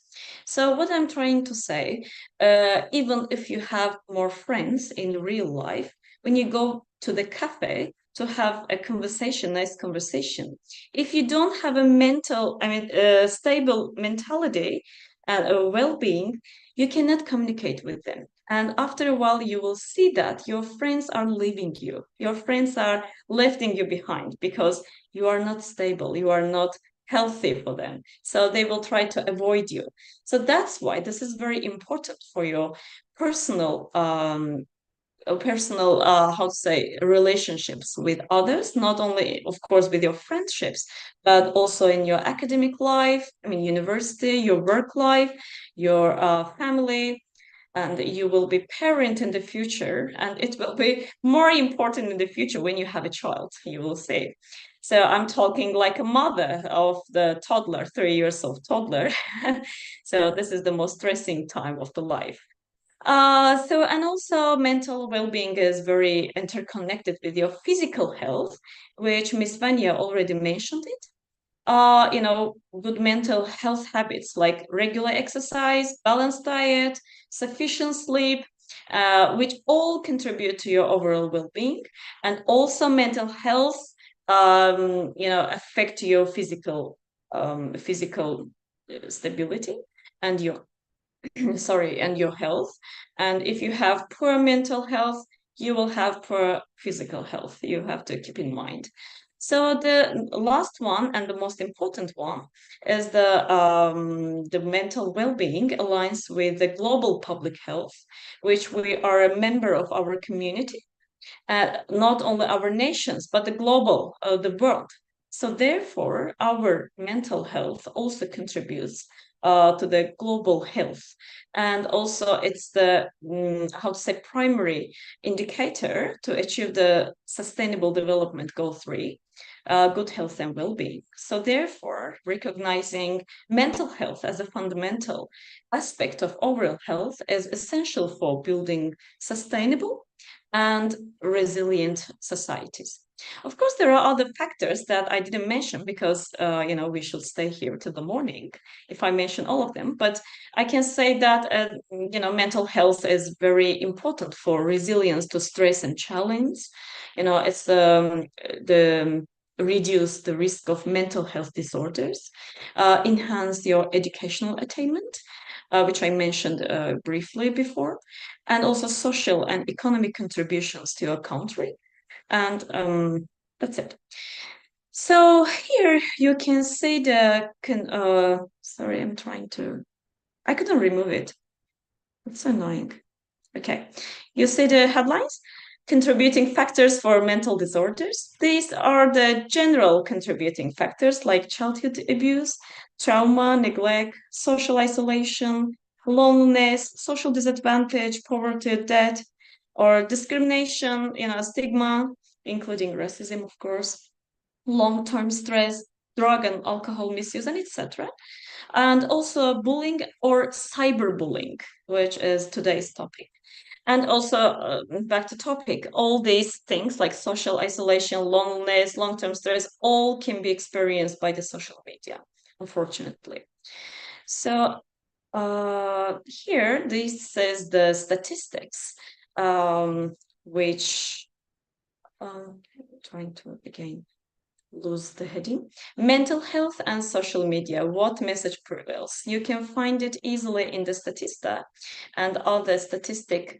Of course, if you Google, you can find all the statistic materials that how mental health actually like mm, so I talk. Oh, yeah.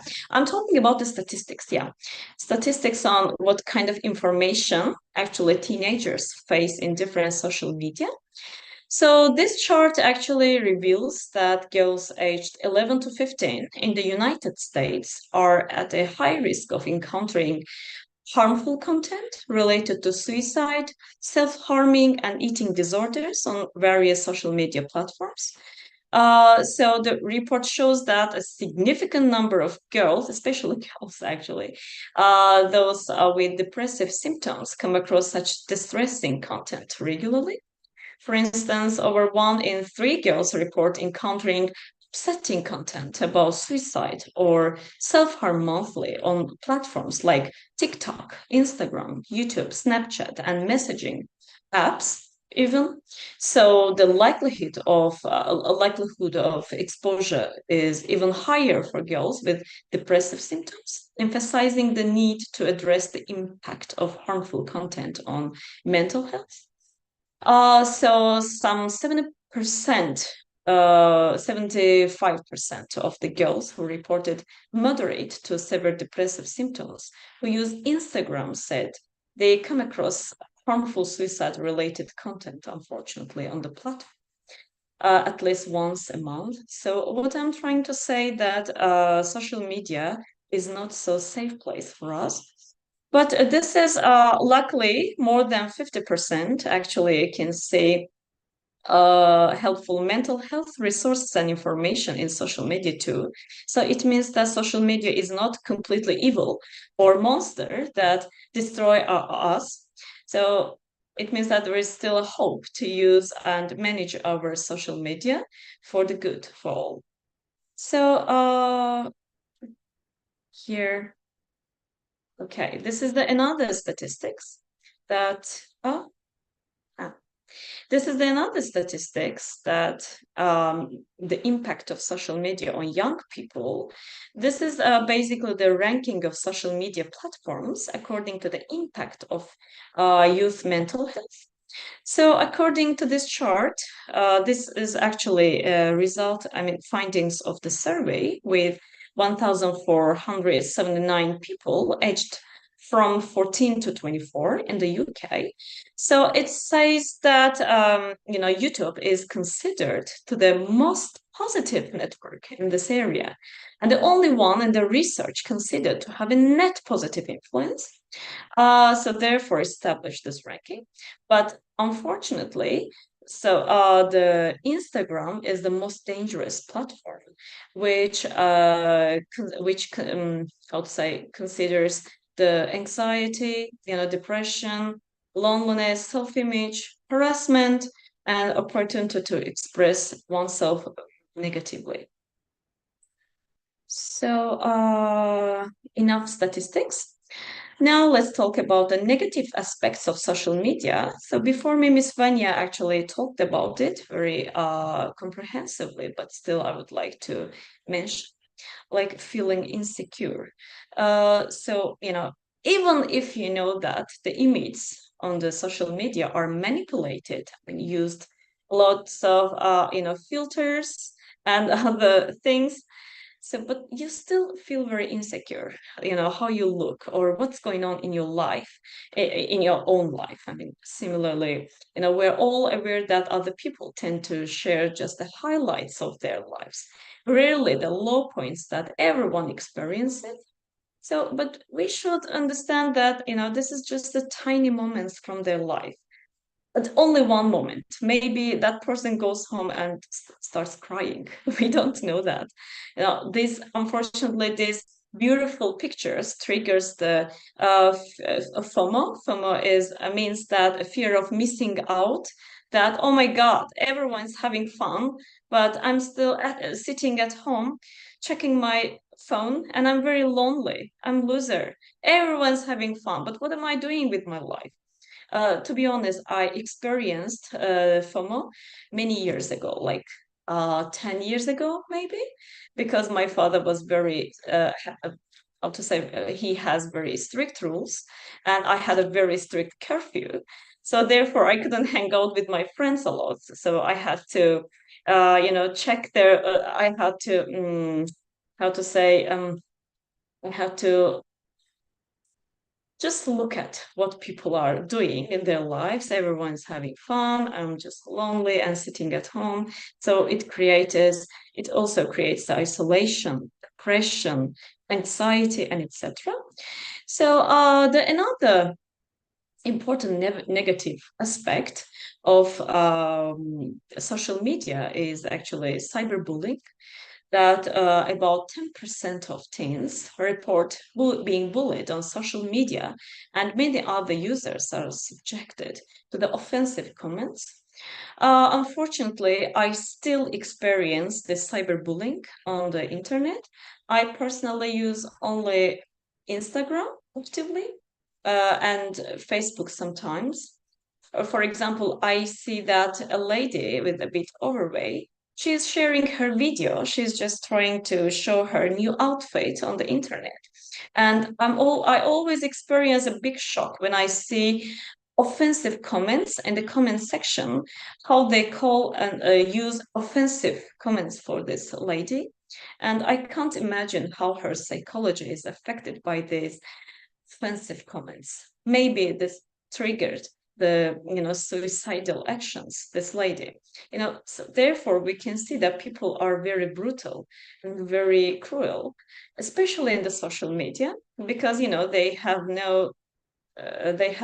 enough courage to say this to a person's face. So therefore they just type and they don't even care what's going to happen to that person afterwards. So this is the very dangerous thing that people experience on social media. So and also it's very hotspot place, I mean social media, for spreading hurtful rumors, lies, or abuse that can leave lasting emotional scars for eternal life. So the last one is the self-absorption. It's not so widespread, but I think it's kind of widespread among teenager girls, that sharing endless selfies and all your innermost thoughts on the social media can create an unhealthy self-centeredness and distance from from the real life connections. You only care about yourself. You don't care what's going on around you. Maybe your friend suffer from some disorder or the disease, but you don't even care because you are so self-absorbed by yourself. You probably saw some people in your daily conversations. While you are talking, you are mentioning your problem. Your friend is listening to you, and you say that, "Oh, you know what happened to me recently? I actually experienced the worst." So they, reverse the conversations to themselves again. These people, you can understand that these people extremely self-absorbed with themselves. Of course, it can also different reasons for that, but social media, I mean, sharing too many photos on social media can also be a contributing factors to trigger this negative aspect in their daily life. So, how to deal with these problems personally? So, actually, Miss Vanya also already mentioned, but I want to mention the specific strategy that actually I use it for myself. I do have blue hair. So what is that? I don't have blue hair.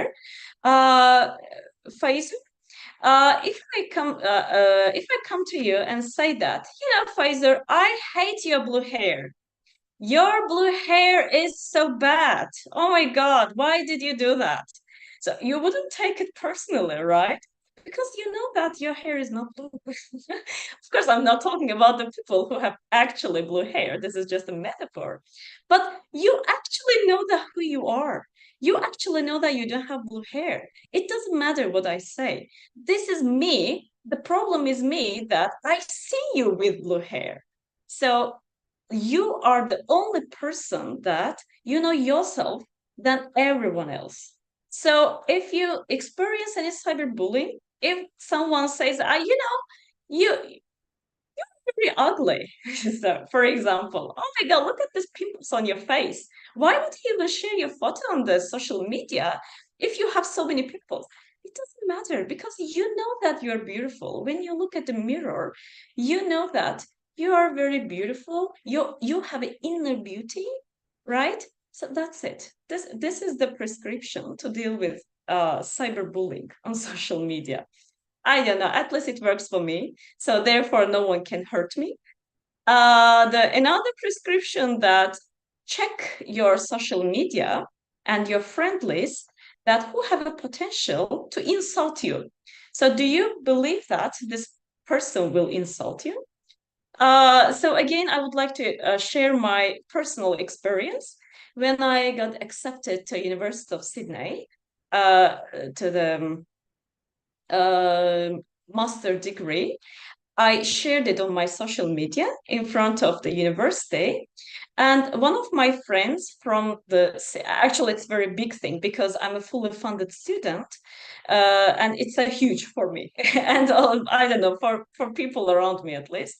And when I share it, one of my friends from school, from high school, that I haven't seen her since 2012, probably, she messaged me on the direct section. She said that, wow, you gained weight. You look beautiful in your face.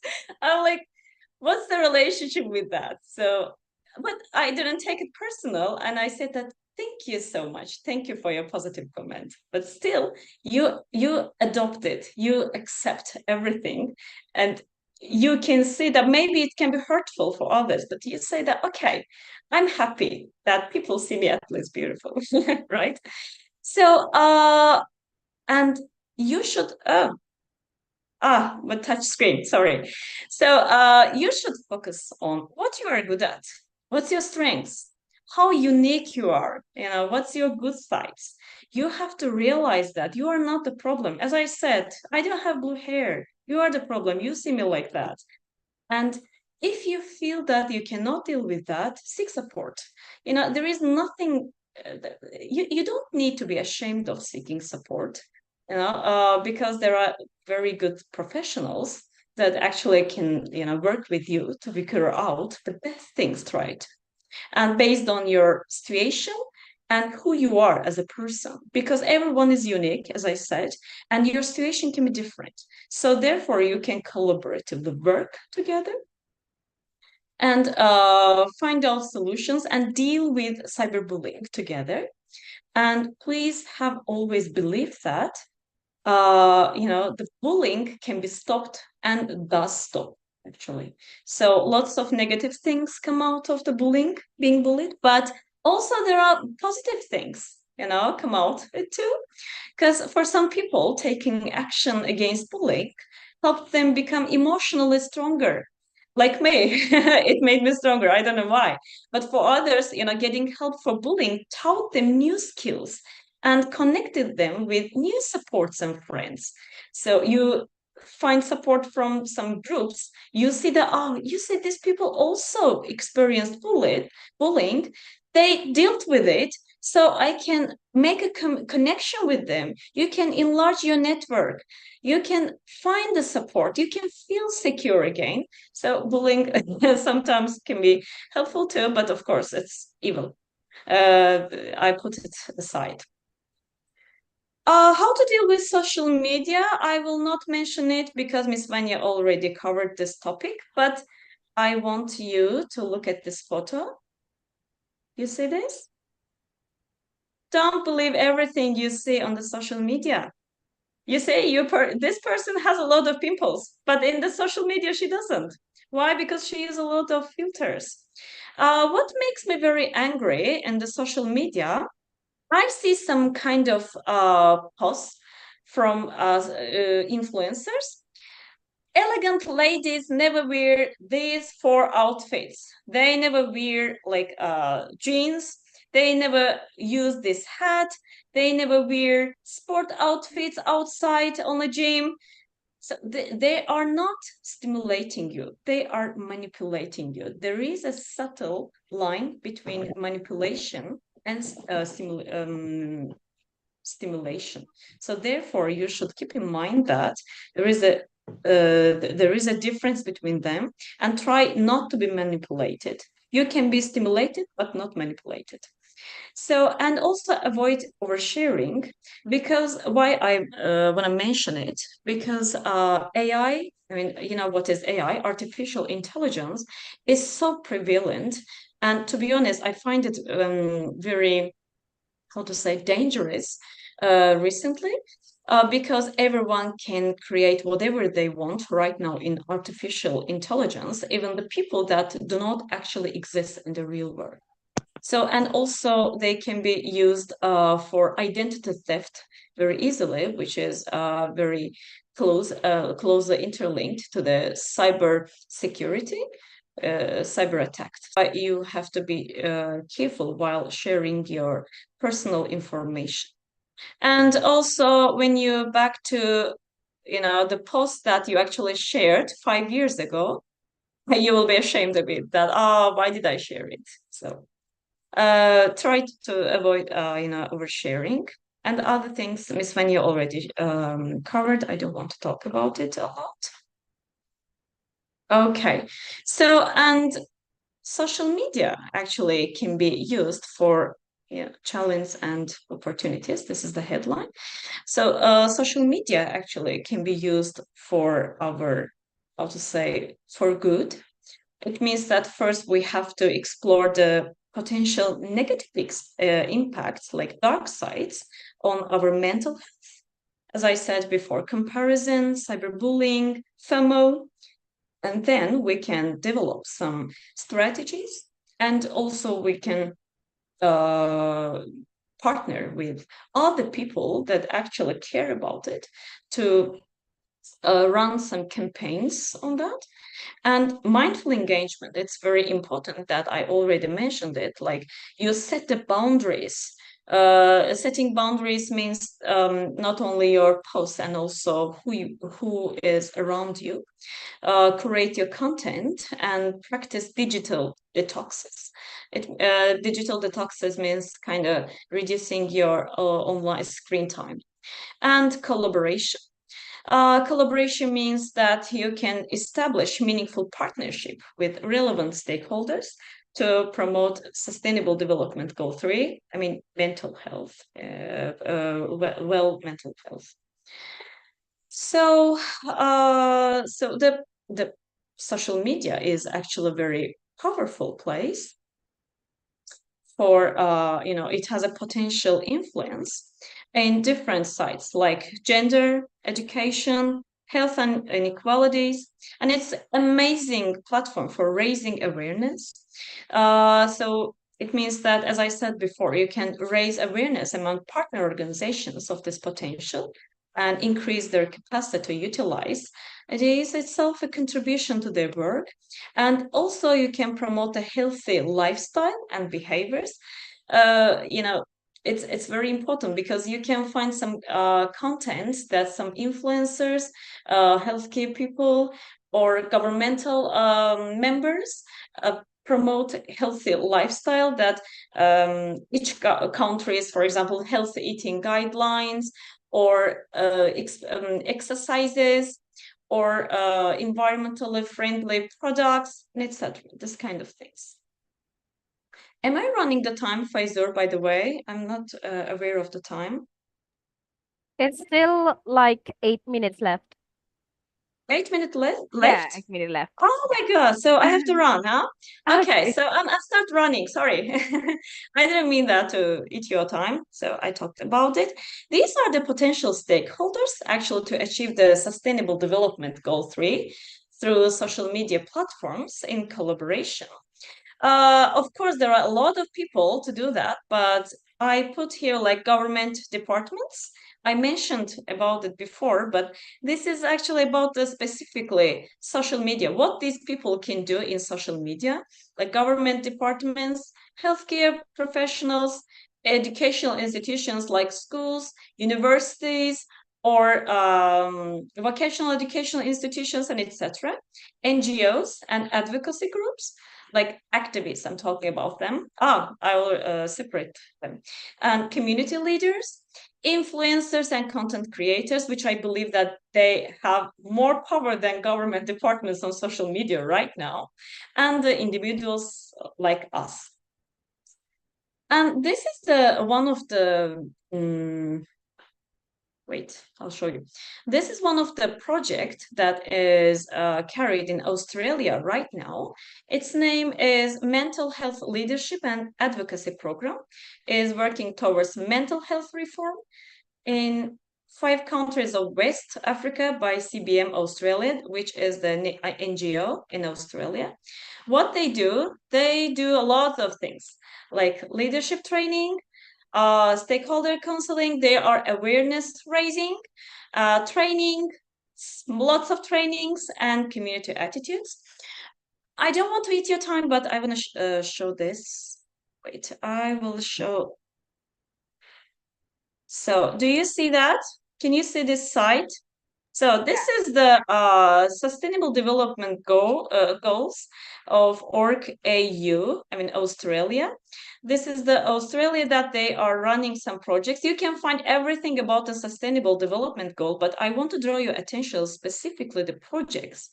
So here you can find all goals. I will choose here the good health and well-being, and you can see that actively running the projects by the government and NGOs, they are working.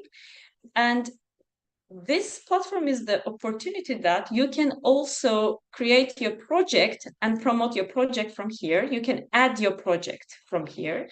So I kind of ask you to think about this topic and develop your project, because this is not only your contribution to achieving the sustainable development goal as individual, but also it's very, how to say, very comprehensive and rich investment on your future.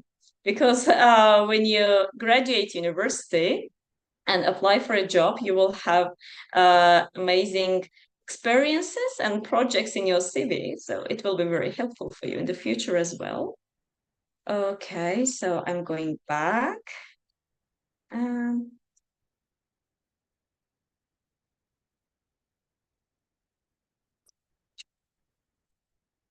Okay, where we were? Here. So these are the examples of successful social media management campaigns on mental health. I put here only 3 of them. I mean, the most, how to say, the most famous one, well-known one. First one is Gen Sport, the light in the world. The Gen Sport is actually this project, not project, kind of campaign. It discovered that 7 out of 10 young people find their mental health as weighing them down, and only half of Gen Z felt they could adequately measure their stress. So therefore, this brand started the campaign that they lighten the load. This is the hashtag. So they encourage young people to talk openly about their mental health issues. So throughout the Mental Health Awareness Month, JanSport hosted weekly Instagram live conversations with mental health professionals and experts where young people could take part. So furthermore, JanSport spread a message on TikTok with a light-hearted challenge. Participants videoed themselves taking of their what's going on in their life. So therefore, it really worked. So people who felt lonely and depressive, so they could find the support that they were seeking, in this hashtag, thanks to this hashtag, and they got support from the professionals. The most important one, they could find the encourage. They could show their bravery to expose, to reveal their problem. They shared and they found the support. So another one is again targeting the Gen Z, Monkey All the Feels. This is another campaign which ran in 2018, All the Feels. So it means that Monkey asked social media influencers about their experiences on social media. These social media influencers are very, famous some people know them. I don't know them, but I don't know why Gen Z know them very well. So these influencers double as mental health advocates and discussing subjects such as body positivity, online communities, and online personas. So the brand also released a capsule collection of items encouraging women to express their emotions. So, and the last one is the Brave Together. You know Maybelline, probably, right? Maybelline is the beauty product, and it's very, how to say, very widespread product globally. And Maybelline also seek to destigmatize discussions around the mental health, give one-on-one support, and provide a toolkit to help those struggling with anxiety and depression. I believe that this is more, how to say, amazing campaigns because they again encourage young women to join this campaign and share what's going on in their life, and also find the support that there is not a pattern for, how to say, perfect body shape. This is very important. As the Miss Fania said, they always say that, you have to be like that. You have to be very slim. These are the perfect body size. You look beautiful like that, and etc. So Maybelline broke all these patterns, all these stereotypes. So therefore, they could reach out all the young teenagers, ladies, that there is not a perfect body size, and you can talk to us. And also there are other campaigns, and you can find out this information about social media campaigns in social media again, if you want, of course, if it's important for you. But I wanted to share with you to raise your awareness that these kind of things are happening, and you can be, as an individual, you can be one of them who is the head of these projects and help people who suffer from these terrible things that are happening in social media recently. Thank you for your attention. I hope that I'm on time, right? It's on time. This is the reference list. That's it. Okay. I'm stopping sharing, if you don't mind. Okay. All right. Thank you very much, Mrs. Rabia. What a wonderful material that talks about social media management and also SDGs 3 in good health and well-being. That even discuss how is the contribution works in Australia and also the campaign that already successful to raising the SDGs Yeah. awareness. All right. And the next is the question and answer section that will be opened to 3 until 4 participants that want to ask questions. And for all of the participants who wants to ask, please kindly raise your hand or type your question in the chat box. Okay, I think while waiting, I will ask some question because you already mentioned about your experience before, right? Um, uh, you mentioned about that you have experienced about the FOMO, fear of missing out. And what kind of FOMO that you went through and how do you manage that feeling, Mrs. Rabia? Oh, how I managed it? Yeah. So I was sitting at home, and I saw how it started, how it triggered for me. So I want to share about it. I was sitting at home and I saw that my friends are hanging out together, and they didn't call me, they didn't invite me. It, you probably, some of you already experienced it, Yeah, but yeah. it was so heartbroken for me. And I felt so bad. And I just sat at home for one day. I didn't cry, but you can imagine how I felt. But the next day, I just stand and I said that, what's going on? Why am I like that? Why do I feel so bad? So they don't call me, so what? So what? I'm strong enough. I dressed up, the most nicely one. I did my makeup, and I went to the museum by my alone. I didn't say anyone. I just went to the museum and I checked all the materials there, which was a really amazing museum, by the way. And when I was in the museum, I posted some photos from museum, and I saw that three people messaged me from completely different people that, are you in the city? I would like to hang out with you. So you know what I realized? I realized that everything is just happening in my mind. No one is actually targeting me. No one is attacking me. I am the creating the thoughts, the dark thoughts on my brain that everyone hates me, no one wants to hang out with me, and I am target. So they want to destroy me, they want to ruin me, but they cannot do it. I saw that no, it's not like that. It's just maybe these people are not how to say are not comfortable with me. Maybe I will not be comfortable with you. How can I know? But people who think that will feel comfortable with me, they ask me to hang out. So there is no problem. I am creating the problem. So therefore, I totally overcame the FOMO, thanks to God, thanks to Allah, I totally overcame it, and now I don't have any problem. Sometimes it comes, everyone has some the switch, the switch point. Sometimes it comes when I see the photo that this person's there. Why didn't they invite me? And then I say that I have something to do. Why do I even care? I'll not even go. It's happening to everyone, right? This Yeah, is yeah, the yeah. I reality. agree with that. All right. I agree with that. From your answer, I think the first steps to do is when we facing FOMO itself, we have to questioning ourselves. Like, why? Why do we have to think like that? Yeah, yeah, yeah. That's a good point, Mrs. Rabia.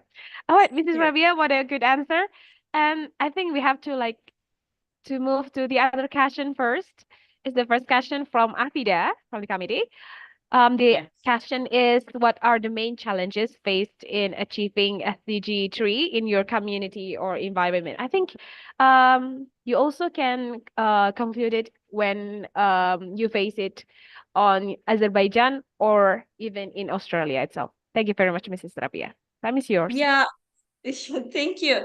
I'm not sure which of my community you're talking about, but I would like to mention Azerbaijan because I'm coming from Azerbaijan. Maybe Azerbaijan would be more interesting for you because I experienced that most people don't even know where is Azerbaijan. We're a very small country, which is also very heartbroken for me. We're only 10 million people.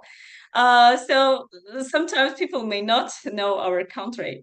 So what are the main challenges faced in achieving sustainable development goal in my community? So to be honest, I believe that it's mainly budget, because we are living in the, how to say, business oriented world. Yeah, globalization hits all the countries and everything is about business and marketing recently. So if you can make money from one side, everyone invests their money there. So therefore business corporations invest on some sites where they can make actually profit. So therefore the budget can be a bit tricky while achieving sustainable development goals, because not everyone has a pure heart to serve to reach the sustainable development goal 3, especially the mental health.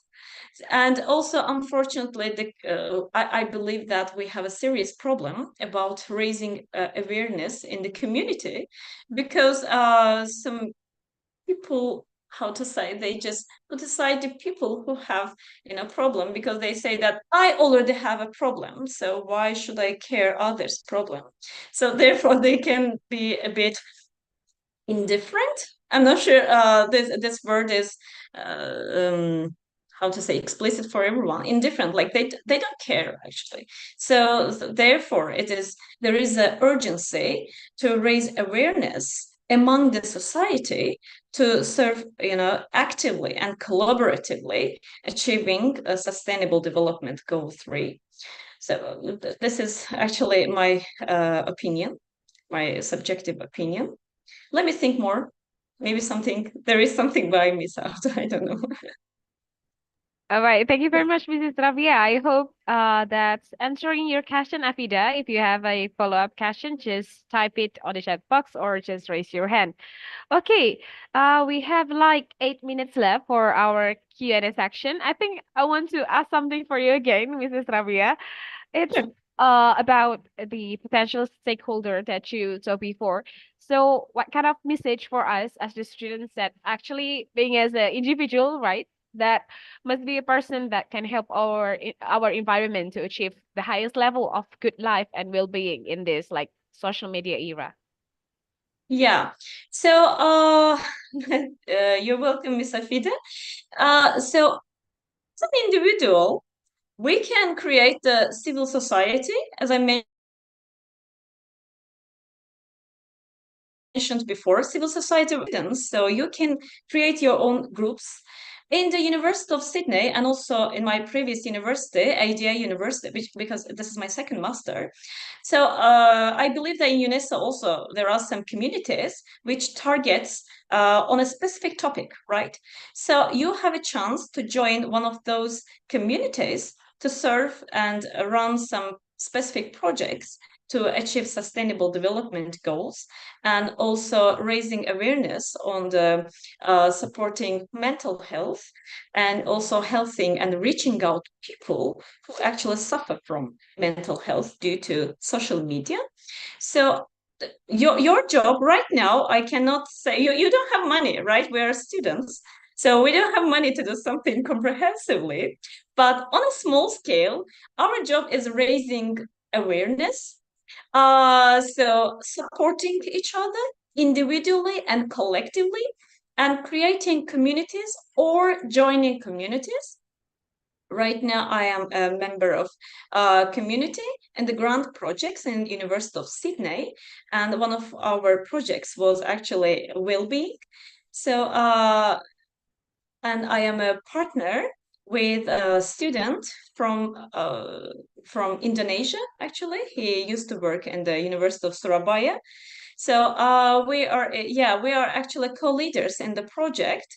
It targets the mental health of the students, especially in the exam time. We almost finished our grant project. So what I'm trying to say, you can be very active. You can choose actually. We cannot force you. If something we can ignite some flame in your heart, you will be and also you are not so too shy to do something. You can be actively participate in the running projects, or you can create your own project to solve these problems and deal with the issues regarding mental health and well-being. All right. What a good answer. So yeah, it's like 5 minutes left. I think one question again. What Yeah, can I do for you to fulfill the time? yeah. This one. Yeah, we I'm have another happy. question. Yeah, it's from UNISA students Nurlaili Firya. So the question is, Miss Rabia, what do you think is an effective way to stop FOMO or fear of missing out attitudes in everyday life? FOMO attitudes in everyday life. I think I already mentioned about it, that everything is in our brain. No one's targeting us. World is not running around us. We are creating our own problems. We are creating our own dark thoughts.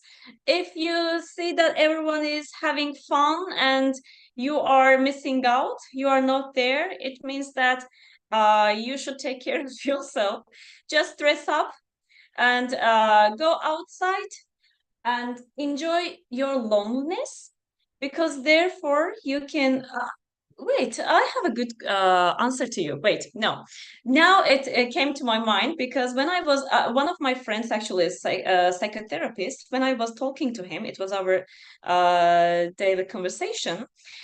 She said that the people who have an addiction to the social media, she actually she recommends those people to act like a child for around 15 minutes. Like, go outside and start looking around you. You know the toddlers, right? The 3, 4, 5 years old. Oh, look at the flower. It's red. It's a butterfly. It's white. Wow, the tree is too tall. Wow, I have never seen this home before. So like a child, I'm not talking about like hopping like a child, but I'm talking about the attitude. Just realize what's actually around you.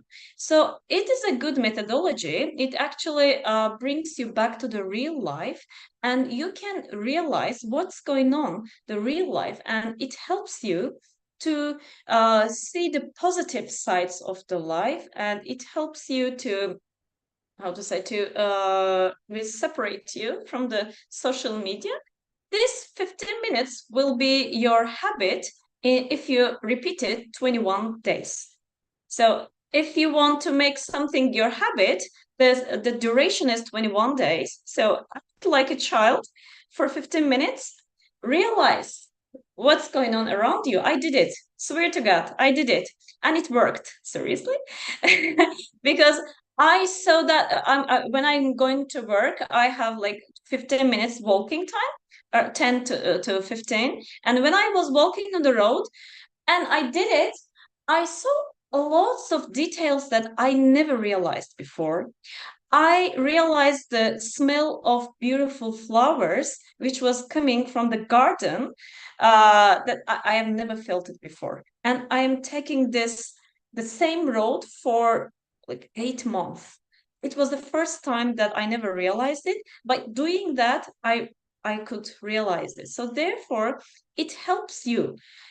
I don't say that it abruptly stopped your problem, but it helps you to connect you to the real life. Because if you want to overcome the issues related to social media, the solution is coming back to the real life, connecting to the real life. So this is one of the method that you can actually use it in your real life.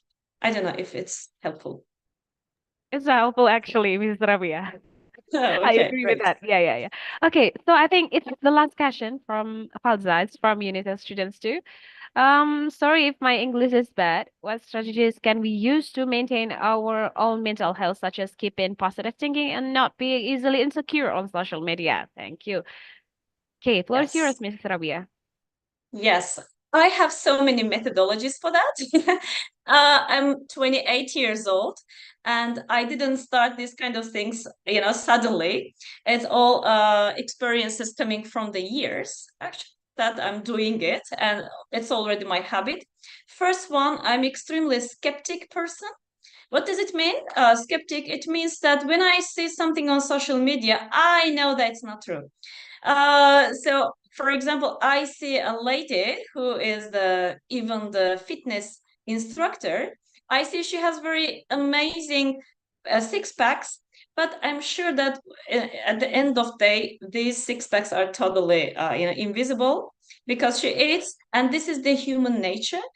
I know that this is my human nature, and I accept my body. I accept my face. I accept my voice. Some people say that, oh my God, Rabia, you are too loud. You laugh too loud. You speak too loud. I say that, okay, I'm happy like this. So what? If you don't like my voice, that's your problem. Don't listen to me then, right? If you don't like my face, this is your problem. I don't see myself while talking. You see me, so accept me. You should accept me like that.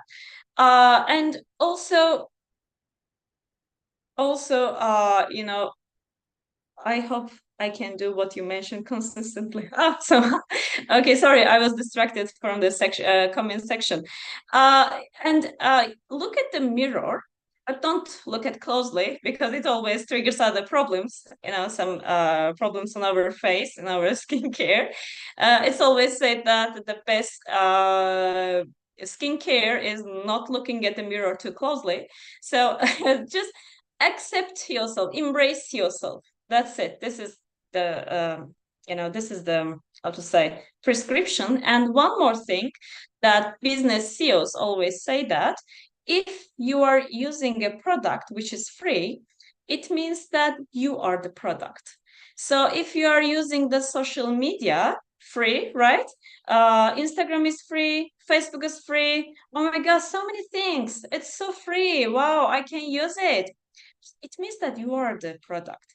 They are using your data for free. They are using your everything. But even now, my camera is open, right? I allowed to record my voice. I allowed to record my face. It means that they are getting my face, my voice, my manner, my everything. So that they personalize it. So they are creating the gene map, genetic map. Gene map mean genetic map, and they will use it in the future. So whatever. So what I'm trying to say that just accept yourself how you are. This is your reality. This is you, and it's not your problem if someone doesn't like your pimple on your forehead. That's it. All right, thank you very much, Mrs. Rabia. So for Fauza, I hope that's gonna be answer your question because the question and answer is closed right now. So fantastic discussion, Mrs. Rabia. Thank you so much. Terima kasih. You're welcome. Even yeah, even a minute to be a toddler to realize what's around you and also where your real life is can be an answer to connect again to your to mind yourself again at first. So let's all of the participants to give a reaction, a round of applause, or heart emoji for the second material discussion by Mrs. Rabia. It's such an interesting discussion. And again, thank you very much, Mrs. Rabia, for delivering the material and discussing it together with us. Thank you so much. Terima kasih. Okay, right now I will jump to the conclusion section, Mrs. Rabia. So, as for the conclusion, we already discussing about from the first material impact of social media, the positive and negative impacts, negative media fatigue, and its correlation with emerging adults. We even discussed about social media era back and forth by its impact to our life through generations too. And I agree about the talks about the internet is the highest need of an adult, and the key is to responsibly use social media. Just like Mrs. Vanya said before, use your social media for its intended purpose. Think before you pause, be selective, limited duration, and also socialize with the real life. And also for the second discussion, we have a conclusion too. We talk about what kind of a thing that we have to reach the sustainable development goals that we must make sure that no one will left behind. And by this, all of the sector can contribute by achieve the SDGs. Even our small contribution as a students, as individuals too, can be contributed in to achieve the SDGs 3 too. And we talked too about the importance of mental well-being that correlate with the social media that can show the impact of helpfulness and also harmfulness aspect almost in equal way. And making sure that we know ourselves and selecting our boundaries and also raising the awareness can be a good way to balance our good health and well-being than when living with social media. So thank you so much again for Mrs. Fania and also Mrs. Rabia for a fantastic discussion. Since the section has been completed, Faizur, as the moderator of today's material sections, sincerely apologize for any inconvenience and thank you for your to our inspirational speakers. Thank you so much. Terima kasih. I return it again to Reza as the MC for today's event. Thank you. Wassalamualaikum warahmatullahi wabarakatuh. I would like to express my gratitude to all our great speakers today, Mrs. Robia and Mrs. Fania. Thank you for all the knowledge that has been given to all of us, as well as our moderator, Kak Faizir Rohmatin, who has been smoothly guiding us through the material presentation and Q&A session at today's international webinar. Before we move on to the closing section, let's turn on our camera first and take a peek for some documentation. Please turn on your camera, and for the committee on the may give us the cue.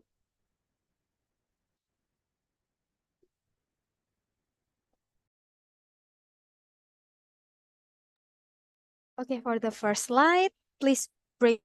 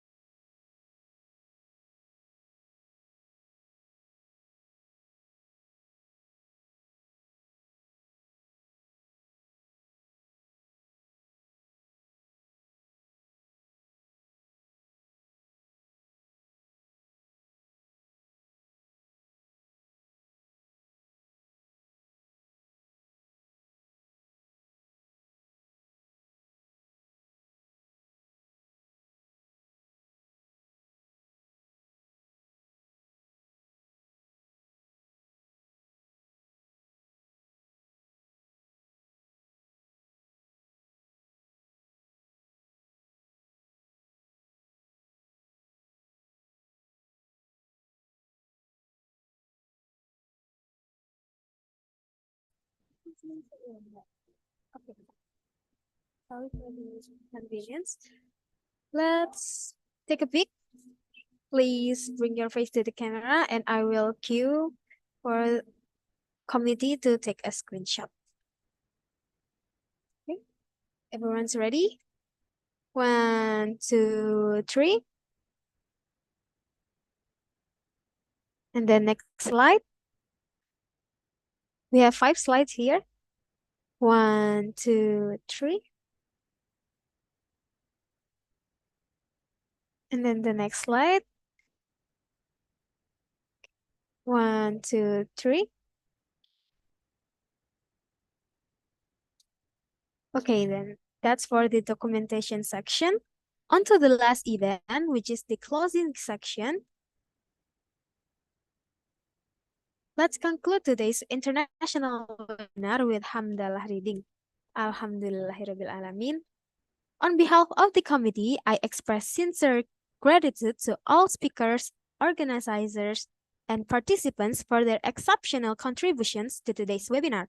If there were any shortcomings, we sincerely apologize. May the knowledge we gain today benefits all of us. I am Reza Anggiralisa, representing the committee, bidding you farewell. Wallahumma muwafiq ila aqwamit thoriq. Wassalamualaikum warahmatullahi wabarakatuh. Waalaikumsalam. Waalaikumsalam warahmatullahi wabarakatuh. Assalamualaikum warahmatullahi wabarakatuh.